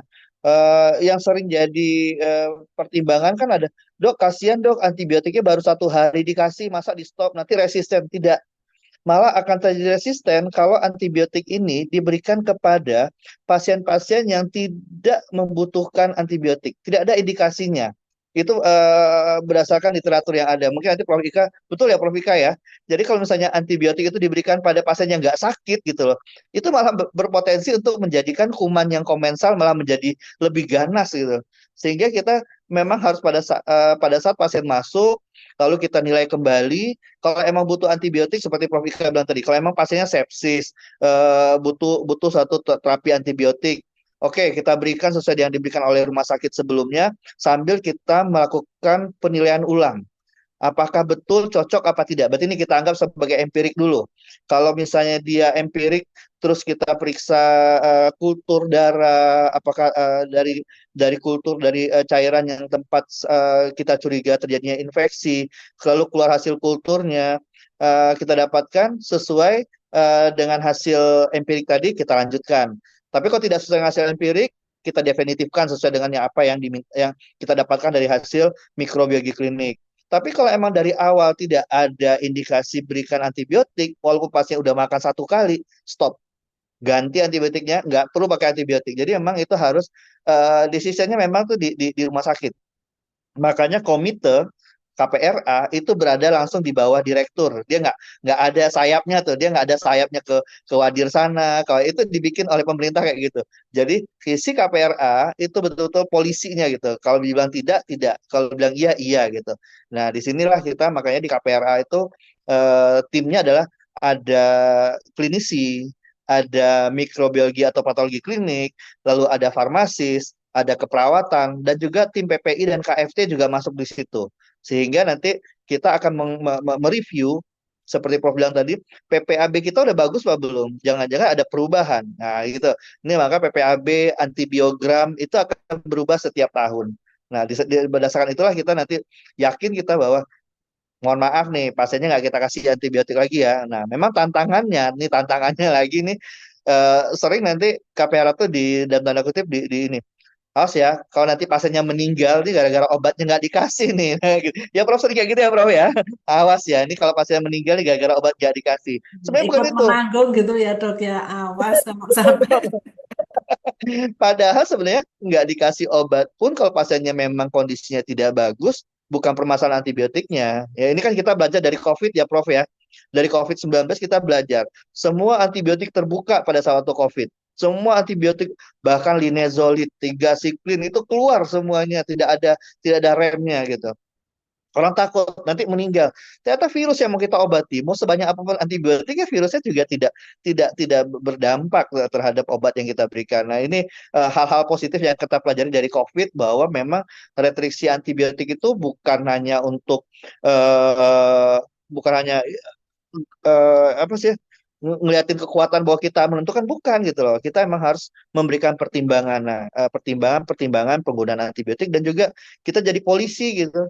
Jadi kita harus meyakinkan bahwa antibiotik yang diberikan itu harus tepat sasaran. Nah, itu yang harus yang rumah sakit harus laksanakan sebenarnya. Mungkin itu Bu Fitria. Saya kembalikan lagi. Terima kasih Prof tadi. Baik, terima kasih Dokter Syamsul. Prof Ika nih semakin sore semakin seru nih Prof, Bapak Yudi ini diskusinya nggih. Jadi sebelum melanjutkan ke pertanyaan yang ada di kolom chat, dari panitia juga mempersilahkan bagi para peserta sejawat apoteker ataupun sahabat AMR semuanya yang ingin bertanya langsung, kami persilahkan apabila ingin bertanya langsung bisa raise hand nggih. Kami persilahkan kalau misal akan bertanya secara langsung. Baik, sambil menunggu mungkin ada yang ingin bertanya secara live. Izin saya bacakan pertanyaan berikutnya. Ini mohon bergabung Bapak Apoteker Teddy dari PDIAI Aceh. Bapak ini mohon sharing dan diskusinya apabila para apoteker ini yang di komunitas terutama di apotik bukan apotik milik pribadi. Dan kemudian ada permintaan tadi pasien yang membutuhkan antibiotik. Nah, ini sebaiknya seperti apa nih Pak sebagai apoteker yang di garda terdepan? Mohon sharingnya Bapak Apoteker Teddy. Terima kasih. Ya, baik. Apoteker yang bukan pemilik apotek ya, ketika mendapatkan pembelian obat antibiotik, tentu yang pertama tetap harus sesuai menggunakan resep ya. Jadi antibiotik harus diberikan menggunakan resep dan kemudian dilayani sesuai dengan resep yang ada begitu. Dan tentu dalam proses pelayanan resep ini perlu lakukan screening resep. Nah, screening ini yang harus dilakukan oleh apoteker saat mereka melakukan praktek di apotik. Dan sebenarnya dalam proses screening ini kan sebenarnya kita bisa membuat SOP ya Bu Fitria terkait dengan bagaimana proses screening ini. Kalau di saat itu apoteker tidak berada di tempat waktu itu ya, maka proses screening ini harus dilakukan oleh apoteker meskipun dalam kondisi jarak jauh misalkan ya, dengan mengirimkan foto resep misalkan atau seperti apa yang pada prinsipnya harus di screening oleh apoteker gitu ya. Jadi atau tidak dilayani karena penggunaan antibiotik yang tidak rasional ini juga tadi kan sudah kita dengarkan bersama ya, resikonya sangat besar sekali terhadap resistensi antibiotik. Jadi penggunaan antibiotik tanpa resep tidak bisa dilayani dan kalaupun ada resep maka itu harus di screening terlebih dahulu untuk memastikan rasionalitas penggunaan obatnya begitu. Baik, terima kasih Bapak Apoteker Teddy. Jadi memang benar sekali nggih Pak, ada peranan apoteker dalam melakukan pengkajian resep. Aspek administratif, farmasetik, dan juga klinis nggih Pak, itu harus dijalankan sesuai dengan peranan atau sumpah para apoteker gitu nggih. Dan antibiotik ini harus sesuai indikasinya juga nggih Bapak. Jadi tepat sesuai dengan peruntukannya atau indikasi dari penggunaan antibiotiknya. Baik, mohon izin Prof. Ika ini ada pertanyaan lagi untuk Prof. Ika ini, Prof. Nanti Dr. Syamsul Rizal ini juga berkaitan dengan praktek PGA ini. Mohon izin sharingnya juga. Jadi mohon tipsnya ini, Prof. Dokter, untuk memulai PGA di ruang intensif di rumah sakit daerah. Nih, biar pada semangat nih apoteker-apoteker yang ada di Banda Aceh. Disemangatin Pak Yuding ya. Monggo Prof. Ika. Terima kasih. Kalau untuk menentukan ruang mana yang mau dimulai, kalau saya sih lebih akan bertanya ke teman-teman yang akan melakukan praktek itu. Jadi, cobalah kita memetakan kira-kira teman-teman klinisi manakah yang sangat punya concern gitu ya. Karena kan kadang-kadang kitanya kepengen, tetapi teman-teman di intensive care ternyata enggak gitu ya. Atau mungkin juga bisa dengan memetakan, oh kasus di intensive care sekarang ketemunya CREP, ketemunya ESP, LMRS, nah itu bisa menjadi pijakan pertama gitu ya. Jadi yang penting adalah mencari teman gitu ya dok ya. Kalau kami dulu juga memulai praktek di SARS itu adalah mencari teman kira-kira di ruang manakah yang akan dimulai gitu ya. Jadi tidak usah kita merasa bahwa semua rumah sakit kita pegang enggak, tapi paling enggak mana yang siap dulu, mana yang teman-teman klinisi itu juga merasa bahwa ini harus kita lakukan bersama-sama. Karena apa? Kita kan pengen ini bisa berlangsung jangka panjang gitu ya. Dan ini adalah continuous improvement. Karena apa? Kita orang Indonesia itu biasanya kalau belum ada contohnya itu biasanya malas untuk memulai. Tapi kalau ada satu contoh di satu unit misalnya berhasil, nanti yang lain pasti akan kepingin gitu ya. Oh ternyata bisa gitu. Yang selama ini mungkin dianggap sulit, dianggap ribet, dianggap apa. Tapi ternyata kan tidak dan juga sangat membantu teman-teman klinisi. Kemudian juga untuk pasien loss-nya bisa semakin pendek misalnya gitu ya. Jadi jangan lupa kita melihat itu semua gitu ya. Tetapi kalau memang sudah ditetapkan di intensive care ya itu pasti kita harus mengkoordinasikan gitu ya teman-teman yang ada di situ gitu ya. PPRA pasti harus ikut. Kemudian teman-teman DPJP di anestesi gitu ya, anestesi harus ikut juga gitu ya. Jadi memang kita sifatnya adalah bekerja sebagai satu tim dan saya punya satu tips ya untuk bagaimana kita bisa bekerja dalam satu tim. Mungkin besok di acara yang diselenggarakan Pak Yudi juga saya juga akan sampaikan karena besok dengan berbagai macam nakes ya. Intinya kita harus bersifat asertif gitu ya. Kemudian harus mengedepankan komunikasi yang paling baik. Artinya apa? Menerima semua kompetensi dari teman-teman kita semua, menerima kompetensi teman-teman klinisi, teman-teman mikrobiologi klinik, teman-teman KPTI, teman-teman perawat gitu ya. Tidak ada kita merasa bahwa kita adalah yang paling penting, kita yang paling tahu. Jangan sampai ada perasaan seperti itu, tetapi kita adalah bagian dari tim gitu ya. Tim itu harus bersatu, kita harus berada bersama-sama. Kita harus saling menghormati kompetensi masing-masing, harus punya trust gitu ya. Nah, itu jadi hal-hal yang tampaknya kok non akademik ya, tetapi itu jauh lebih penting gitu ya. Sehingga kami dulu kalau di Sarjito sering dok main bareng kemana gitu ya. Karena untuk saling ini loh, klik gitu ya. Jadi kalau nanti pas visit itu enak gitu ya. Kadang malah kemana lah gitu ya, nggak harus jauh ya. Tetapi kadang-kadang kita pengennya keluar dari rumah sakit. Tapi nyatanya kalau di luar rumah sakit ya akhirnya ngomongin pasien lagi gitu ya. Padahal pengennya itu santai gitu ya. Tapi paling nggak itu bentuk komunikasi bahwa kita itu saling mendekatkan, saling punya trust gitu ya. Nanti kalau sudah saling trust, nanti bisa memulai menambah ruang yang lain lagi gitu ya. Kemudian juga mendekati manajemen sehingga apa yang sudah kita lakukan itu ke record sebagai capaian. Kemudian juga tentunya untuk akreditasi juga gitu ya. Semuanya kita dokumentasikan dengan baik. Itu kalau kiat-kiat yang pernah saya jalani gitu nggih.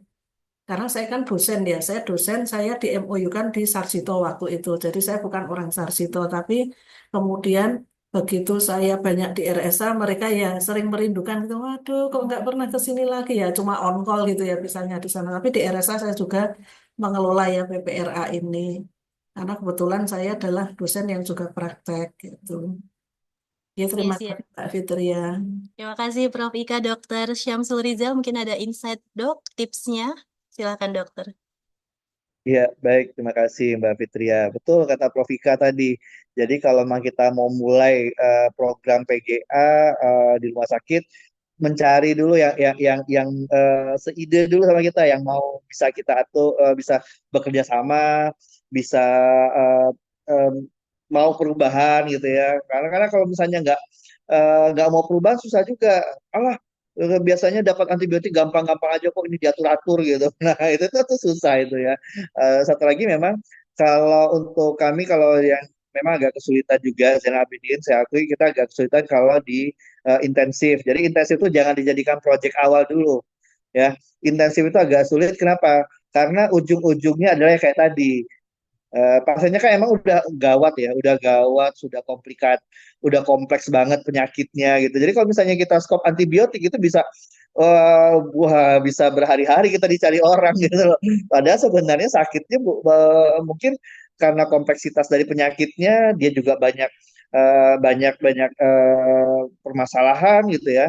Nah, biasanya kalau di ICU itu di intensif itu kita mendekatinya dengan jarang yuk kita ambil kulturnya, yuk kita sesuaikan antibiotik dengan kulturnya. Jadi kita sesuaikan dulu nih definitifnya. Jadi kita nggak langsung stop gitu enggak gitu. Kita lihat bersama. Jadi ada kayak for kit gitu sama-sama kita lihat satu pasien yang memang rawatannya sudah lumayan lama, perbaikannya tidak ada gitu. Nah, itu kita bicarakan.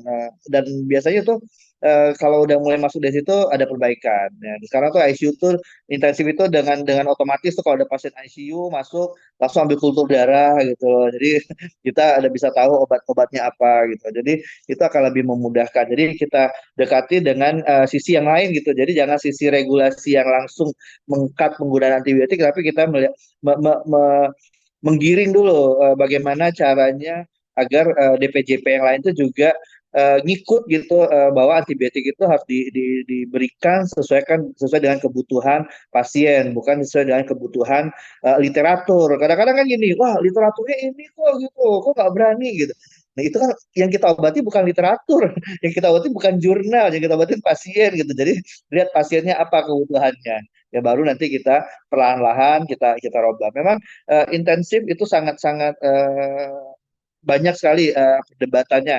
Jadi kalau mau teman-teman mau terutama teman farmasi nggak usah maju dulu kalau di intensif, kita masuk ke yang lain dulu gitu.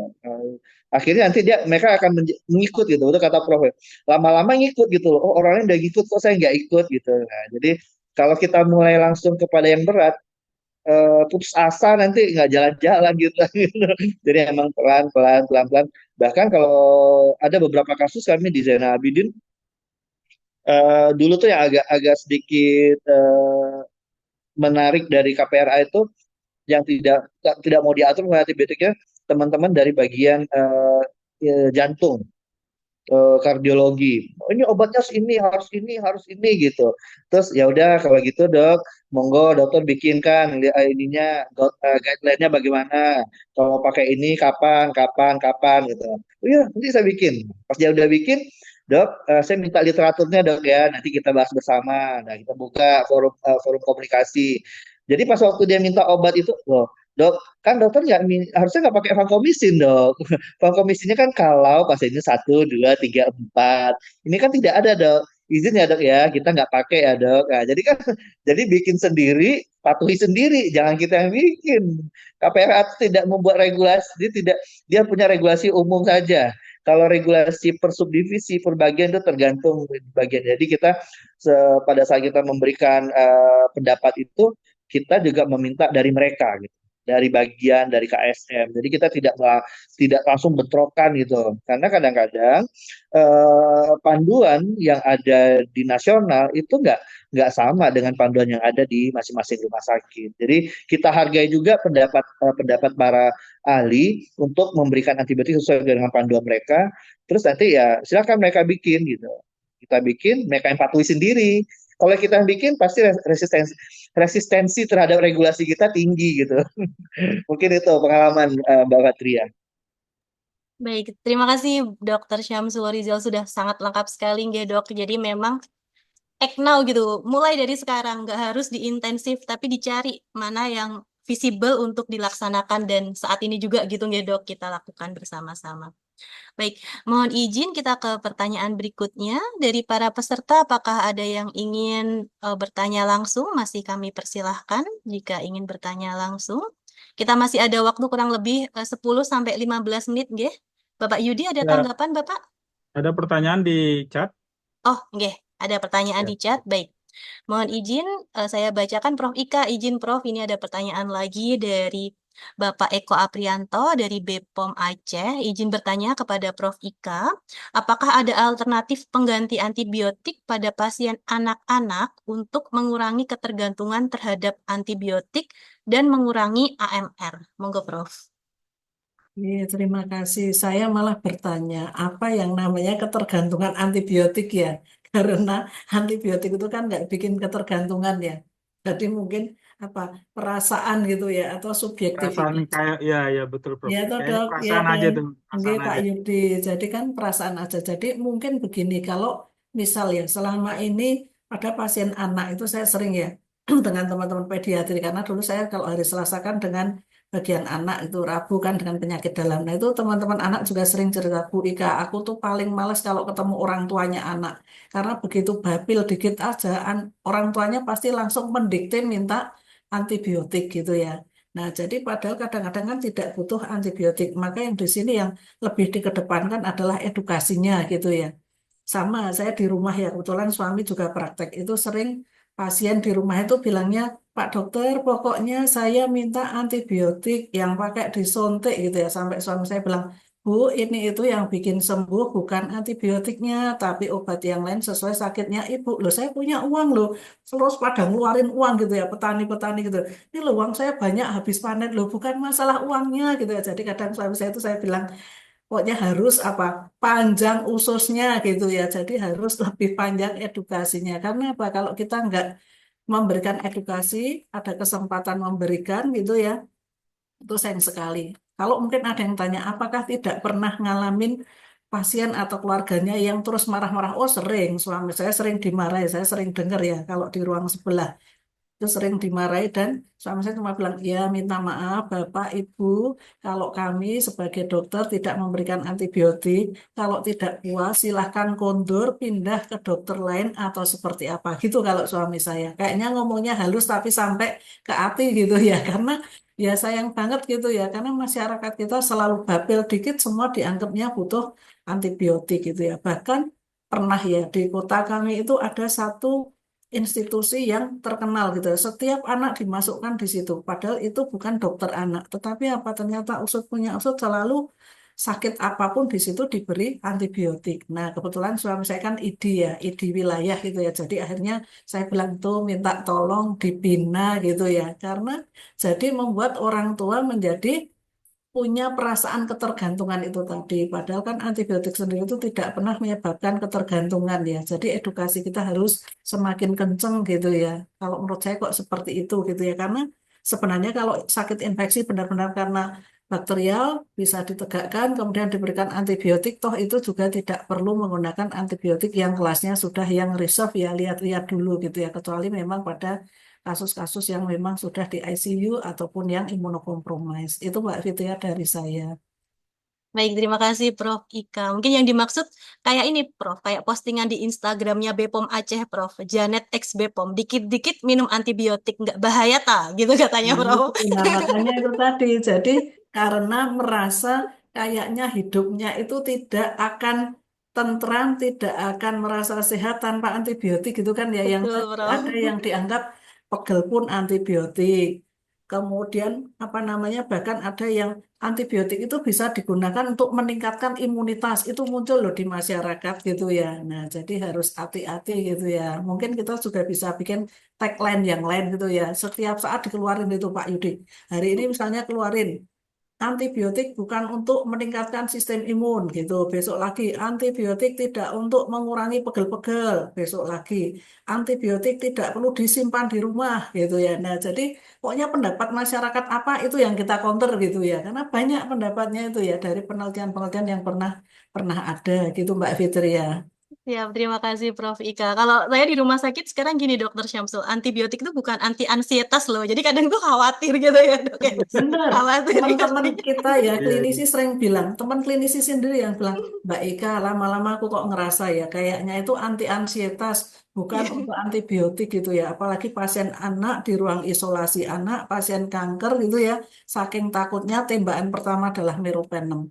Pernah kita temukan lebih dari 21 hari. Waduh dok ini kok yo kemarin kelewatan gitu ya. Dan kita juga mengedukasinya hati-hati. Jadi memang yang dilihat apa? Ternyata adalah hanya neutropeni gitu ya. Kalau neutropeni kan juga belum tentu juga nggak ada febrilnya kan. Nah jadi gini aja dok, nanti kalau neutropeni mulai febril coba paracetamol, tapi meropenem stop dulu gitu ya. Kita lihat 1-2 hari, tapi tanggung jawab loh, ikut tanggung jawab kan sering gitu ya dok ya. Pokoknya PPR tanggung jawab loh, awas kalau nggak tanggung jawab gitu. Kalau nanti sampai nggak sembuh, awas. Pokoknya PPR tak seret ke sini. Oke dok, kita alon-alon gitu ya, kita observasi bareng. Datengin besok gimana dok? Nggak panas. Gimana dok tambah ini? Enggak. Rawan untuk Udah pantau. berapa hari? Oh ternyata gitu ya. Ya alon-alon lah gitu ya. Tapi kita tidak melepas teman-teman gitu ya. Karena kita adalah tim gitu ya. Tidak terus ya udah pokoknya manut. Ayo enggak udah tak tinggal pergi. Enggak pernah seperti itu gitu ya. Kita punya tanggung jawab lah. Kita udah dewasa gitu ya. Mau dimarahi, mau di apa. Ya biasa ya dok ya. KPRA dibilangnya mengambil tanggung jawab medis. Oh, enggak mengambil tanggung jawab medis, kita tuh bantu aja kok gitu ya. Gitu Mbak Siap. Vitya, tapi kalau menurut saya nggak ada dukanya kok, semuanya suka gitu. Karena kita menjalani itu dengan senang hati bersama teman-teman klinisi. Baik, siap Terima Prof. kasih, Prof. Terima Prof, kasih. Dokter, Bapak, Ibu. Ini ada 2 pertanyaan terakhir guys sebelum ke take home message karena tidak tidak ini nih, tidak terasa sudah sampai jam 16.18 nih sekarang di sini. Baik, 2 pertanyaan terakhir ya. Mohon izin. Yang pertama, ini Bapak Teddy mohon bergabung dan Prof Ika mungkin ya Prof. Ini pertanyaan dari Kak Sela Eliza, mahasiswa farmasi dari UMN Al-Wasliyah Medan. Izin bertanya Bapak Ibu, misalnya ada pasien yang mungkin sebelumnya berobat di rumah sakit. Karena malas untuk datang ke rumah sakit lagi, jadinya pasien tersebut datang ke apotik nih, tetapi dengan membawa bungkus obatnya saja. Karena sudah merasa cocok dengan pengobatan yang telah diberi di rumah sakit, ternyata salah satu obat yang diresepkan adalah antibiotik. Nah, ini bagaimana cara kita menangani atau mengedukasi pasien tersebut? Monggo Pak Teddy dahulu, nanti Prof Ika nggih, Prof. Monggo Pak Teddy, terima kasih. Ya, baik. Ya, penggunaan obat antibiotik tentu perlu dievaluasi secara berkala ya, agar memastikan obat tersebut benar-benar dibutuhkan oleh pasien kita. Dan dalam hal memastikan hal tersebut, tentu yang paling tepat adalah tadi seperti disampaikan oleh Prof. Ika ya, sesuai dengan kompetensi dari masing-masing tenaga kesehatan. Jadi sebaiknya kita memang mengedukasi pasien agar kembali lagi untuk bertemu dengan dokter dan melihat bagaimana progres penyembuhan penyakitnya. Apakah memang antibiotik tersebut masih perlu untuk dilanjutkan atau mungkin perlu diganti dan sebagainya. Jadi apa namanya yang harus dilakukan oleh apoteker adalah mengedukasi pasien tersebut agar kemudian mau untuk kembali datang ke dokter dan memastikan kondisi kesehatannya. Begitu. Mungkin dari saya begitu Bu Fitri. Terima kasih. Dari saya ya Mbak Nggih. Fitria jelas Monggo Prof. sama ya. Karena tadi ya kita tuh menyadari kalau sudah masuk antibiotik itu kan akibatnya itu jangka panjang gitu loh ya. Jadi kita pasti akan mengedukasi kalau memang belum membaik ya silahkan balik ke dokter aja gitu ya atau ke rumah sakit. Sehingga nanti malah bisa dipastikan apakah memang ini juga infeksi karena bakteri lagi ataukah mungkin juga sebenarnya sakit yang lain gitu ya. Jadi jauh lebih pasti gitu ya. Kalau misalnya satu saat kita dimarahi, ya wes biasa gitu ya, karena kita menghadapi segala lapisan masyarakat, jadi harus sabar gitu ya. Kalau jadi tenaga kesehatan itu, gitu ya dok ya, Dokter Samsul Rizal ya, kita itu apalagi kita yang di rumah sakit aja juga sering dikomplain, ini tuh sabar pokoknya gitu, nggih. Makanya kayak saya subur gitu ya, karena sabar. Nggih, matur nuwun. Siap, terima kasih Pak Teddy dan Prof. Ika. Pertanyaan terakhir mohon izin Ibu Syukra dan Pak Yudi mohon bergabung. Ini pertanyaan tadi terkait dengan materi dari Ibu Direktur, ada salah satunya tentang perlunya peningkatan kapasitas dalam pengendalian AMR, yaitu dari SDM, lab, dan sistem informasi.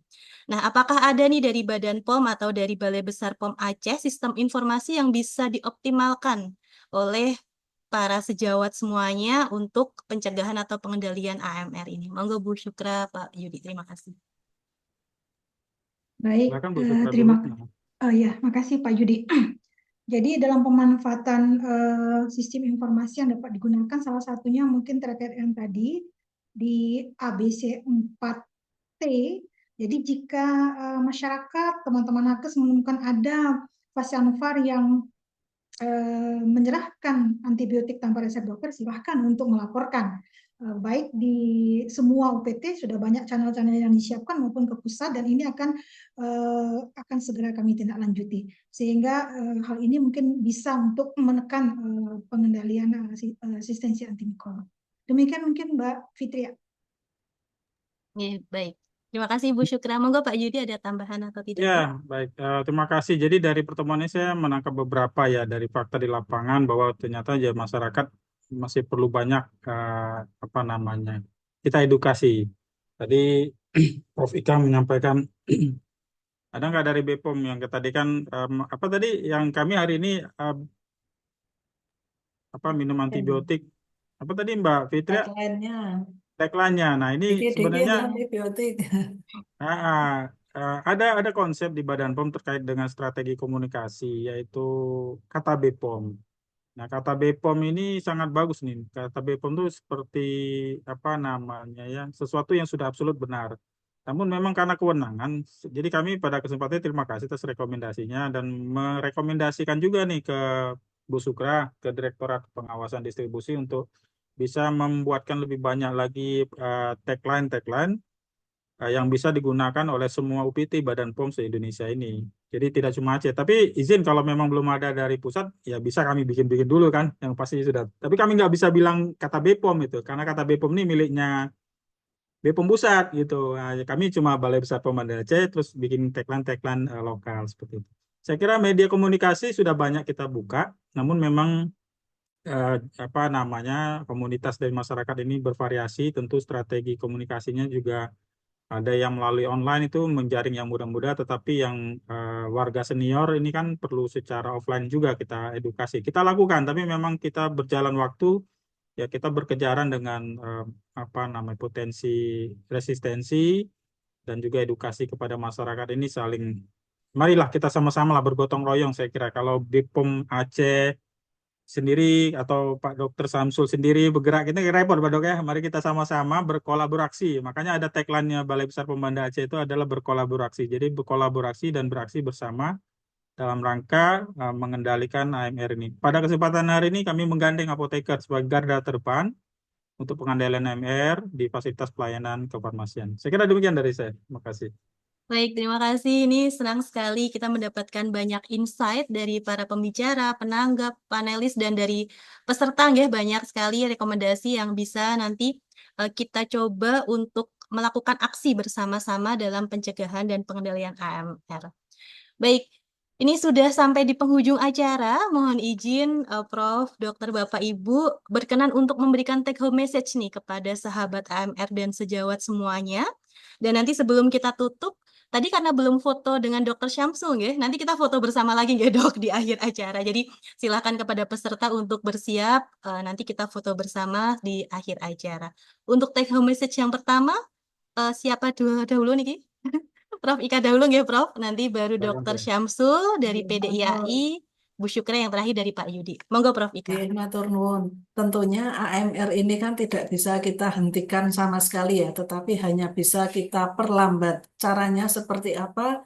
Ya dengan salah satunya hari ini kita bersama-sama ya dari semua tenaga kesehatan, besok juga akan ada lagi, dan tentunya dimanapun kita bekerja kita punya tanggung jawab untuk terus mengedukasi masyarakat gitu ya. Pentingnya penggunaan antimikroba secara bijak tidak sedikit-sedikit antibiotik. Antibiotik bukan untuk meningkatkan sistem imun, antibiotik tidak untuk semua batuk pilek gitu ya yang berkembang di masyarakat. Jadi ayo kita bersama-sama, kita jangan hanya saling menyalahkan, tetapi ayo kita bersama-sama take part pada action, khususnya pada educate dan advocate pada WAAW kali ini. Terima kasih Mbak Fitria. Ya baik, terima kasih Prof. Ika. Mohon take home message Dr. Syamsul Rizal berikutnya. Terima kasih dokter. Baik, terima kasih Mbak Fitria. Terima kasih juga Prof yang sudah memberikan insight pada sore ini. Memang bekerja sama, berkolaborasi untuk mencegah antimikrobial resisten sangat penting. Karena tidak bisa eh, tenaga kesehatan saja yang bisa mengurus ini semua. Jadi memang kita semuanya harus bisa bahu membahu untuk mencegah agar terjadi percepatan dari antimikrobial resisten. Terjadi mungkin pasti, tapi kalau memperlambat itu bisa kita laksanakan bersama. Mencegah infeksi bisa kita lakukan, tapi melawan resistensi itu akan sangat sulit. Baik, terima kasih. Itu dari saya, Mbak Fitria. Baik, terima kasih Dr. Syamsul Rizal. Berikutnya take home message dari PDII Aceh. Monggo Bapak Teddy. Ya, baik.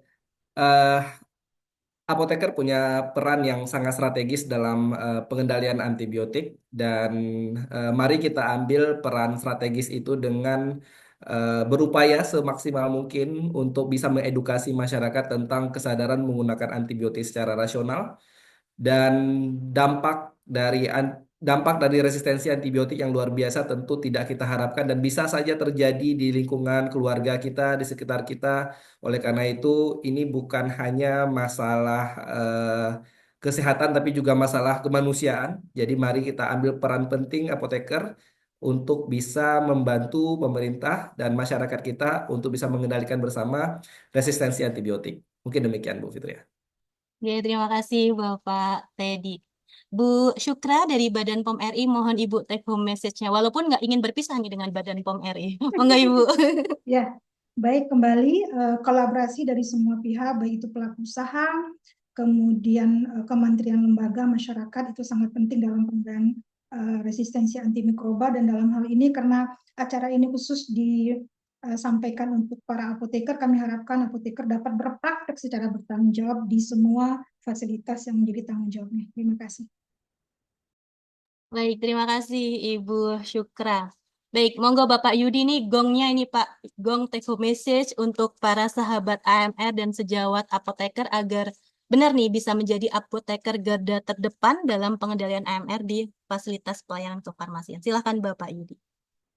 Baik, terima kasih atas kesempatannya. Jadi melalui kegiatan ini kami mengharapkan kita semua bisa meningkatkan kesadaran kita, pemahaman kita ya terkait dengan bahaya resistensi antibiotik yang sudah mendekat. Kemudian mari para apoteker penanggung jawab pelayanan kefarmasian untuk bisa membantu bersama BPOM kita edukasi masyarakat tentang pentingnya penggunaan antimikroba yang baik dan bijak ya sesuai ketentuan. Jadi seperti tadi menjawab pertanyaan-pertanyaan terkait dengan ada yang bawa apa tadi bungkusnya seperti itu mari kita edukasi. Dan kembali kami pada akhirnya menginginkan mari kita kembali memperkuat komitmen kita bersama ya dalam rangka mengendalikan tadi Dr. Samsul menyampaikan mungkin kita tidak bisa mencegah resistensi terjadi, tapi kita bisa menekan laju daripada AMR ini dengan kontribusi kita masing-masing. Sekian, saya kira kita bersama kita pasti bisa. Terima kasih. Baik, terima kasih Bapak Yudi.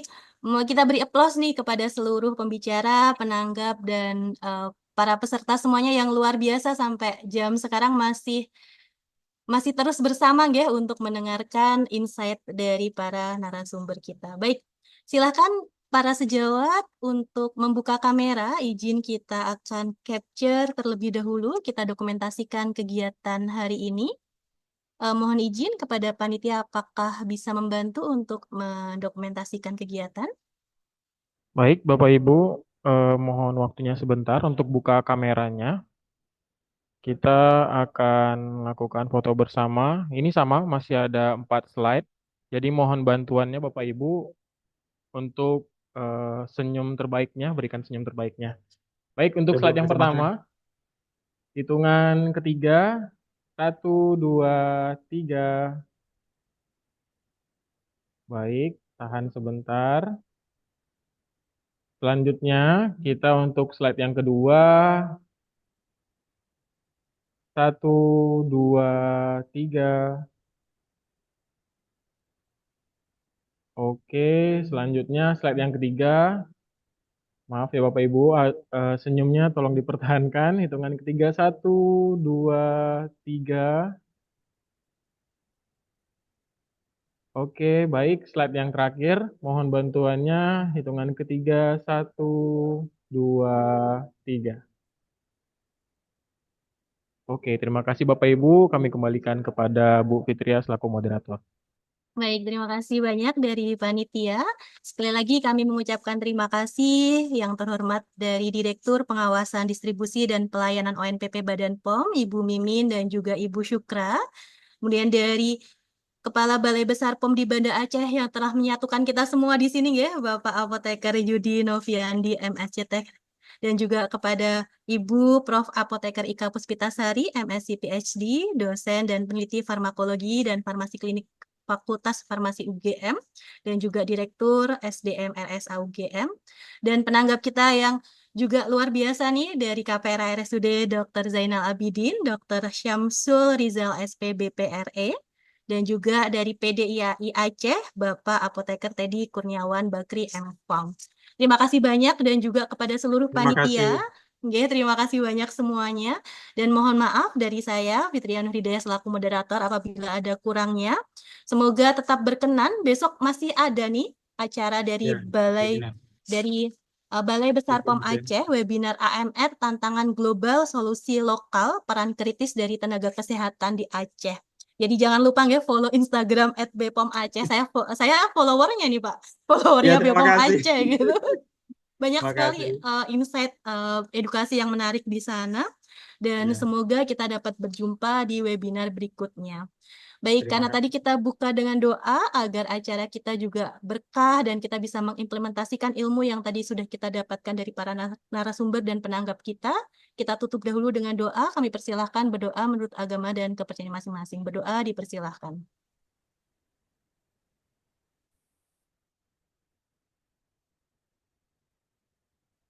Baik, terima kasih banyak Prof, Dokter, Bapak, Ibu. Salam sehat selalu, salam Terima kasih Prof. semangat, Ika, dan terima kasih Dr. Sama-sama. selamat Terima merayakan kasih Pekan Apoteker Pak Kesadaran Teddy. AMR Ya, sedunia. salam untuk Bu Mimin. Terima kasih Dok. Sampai Sama-sama ketemu Dr. besok Prof. Kamforisa, Ya, Terima kasih Pak Pak Yudi. Yudi, terima kasih Pak semua para Refdi, peserta. Bu Sampai Sukra, ketemu. Mbak Fitria, izin pamit. Terima Assalamualaikum, kasih sehat Prof. semua. Wow. Terima kasih Prof.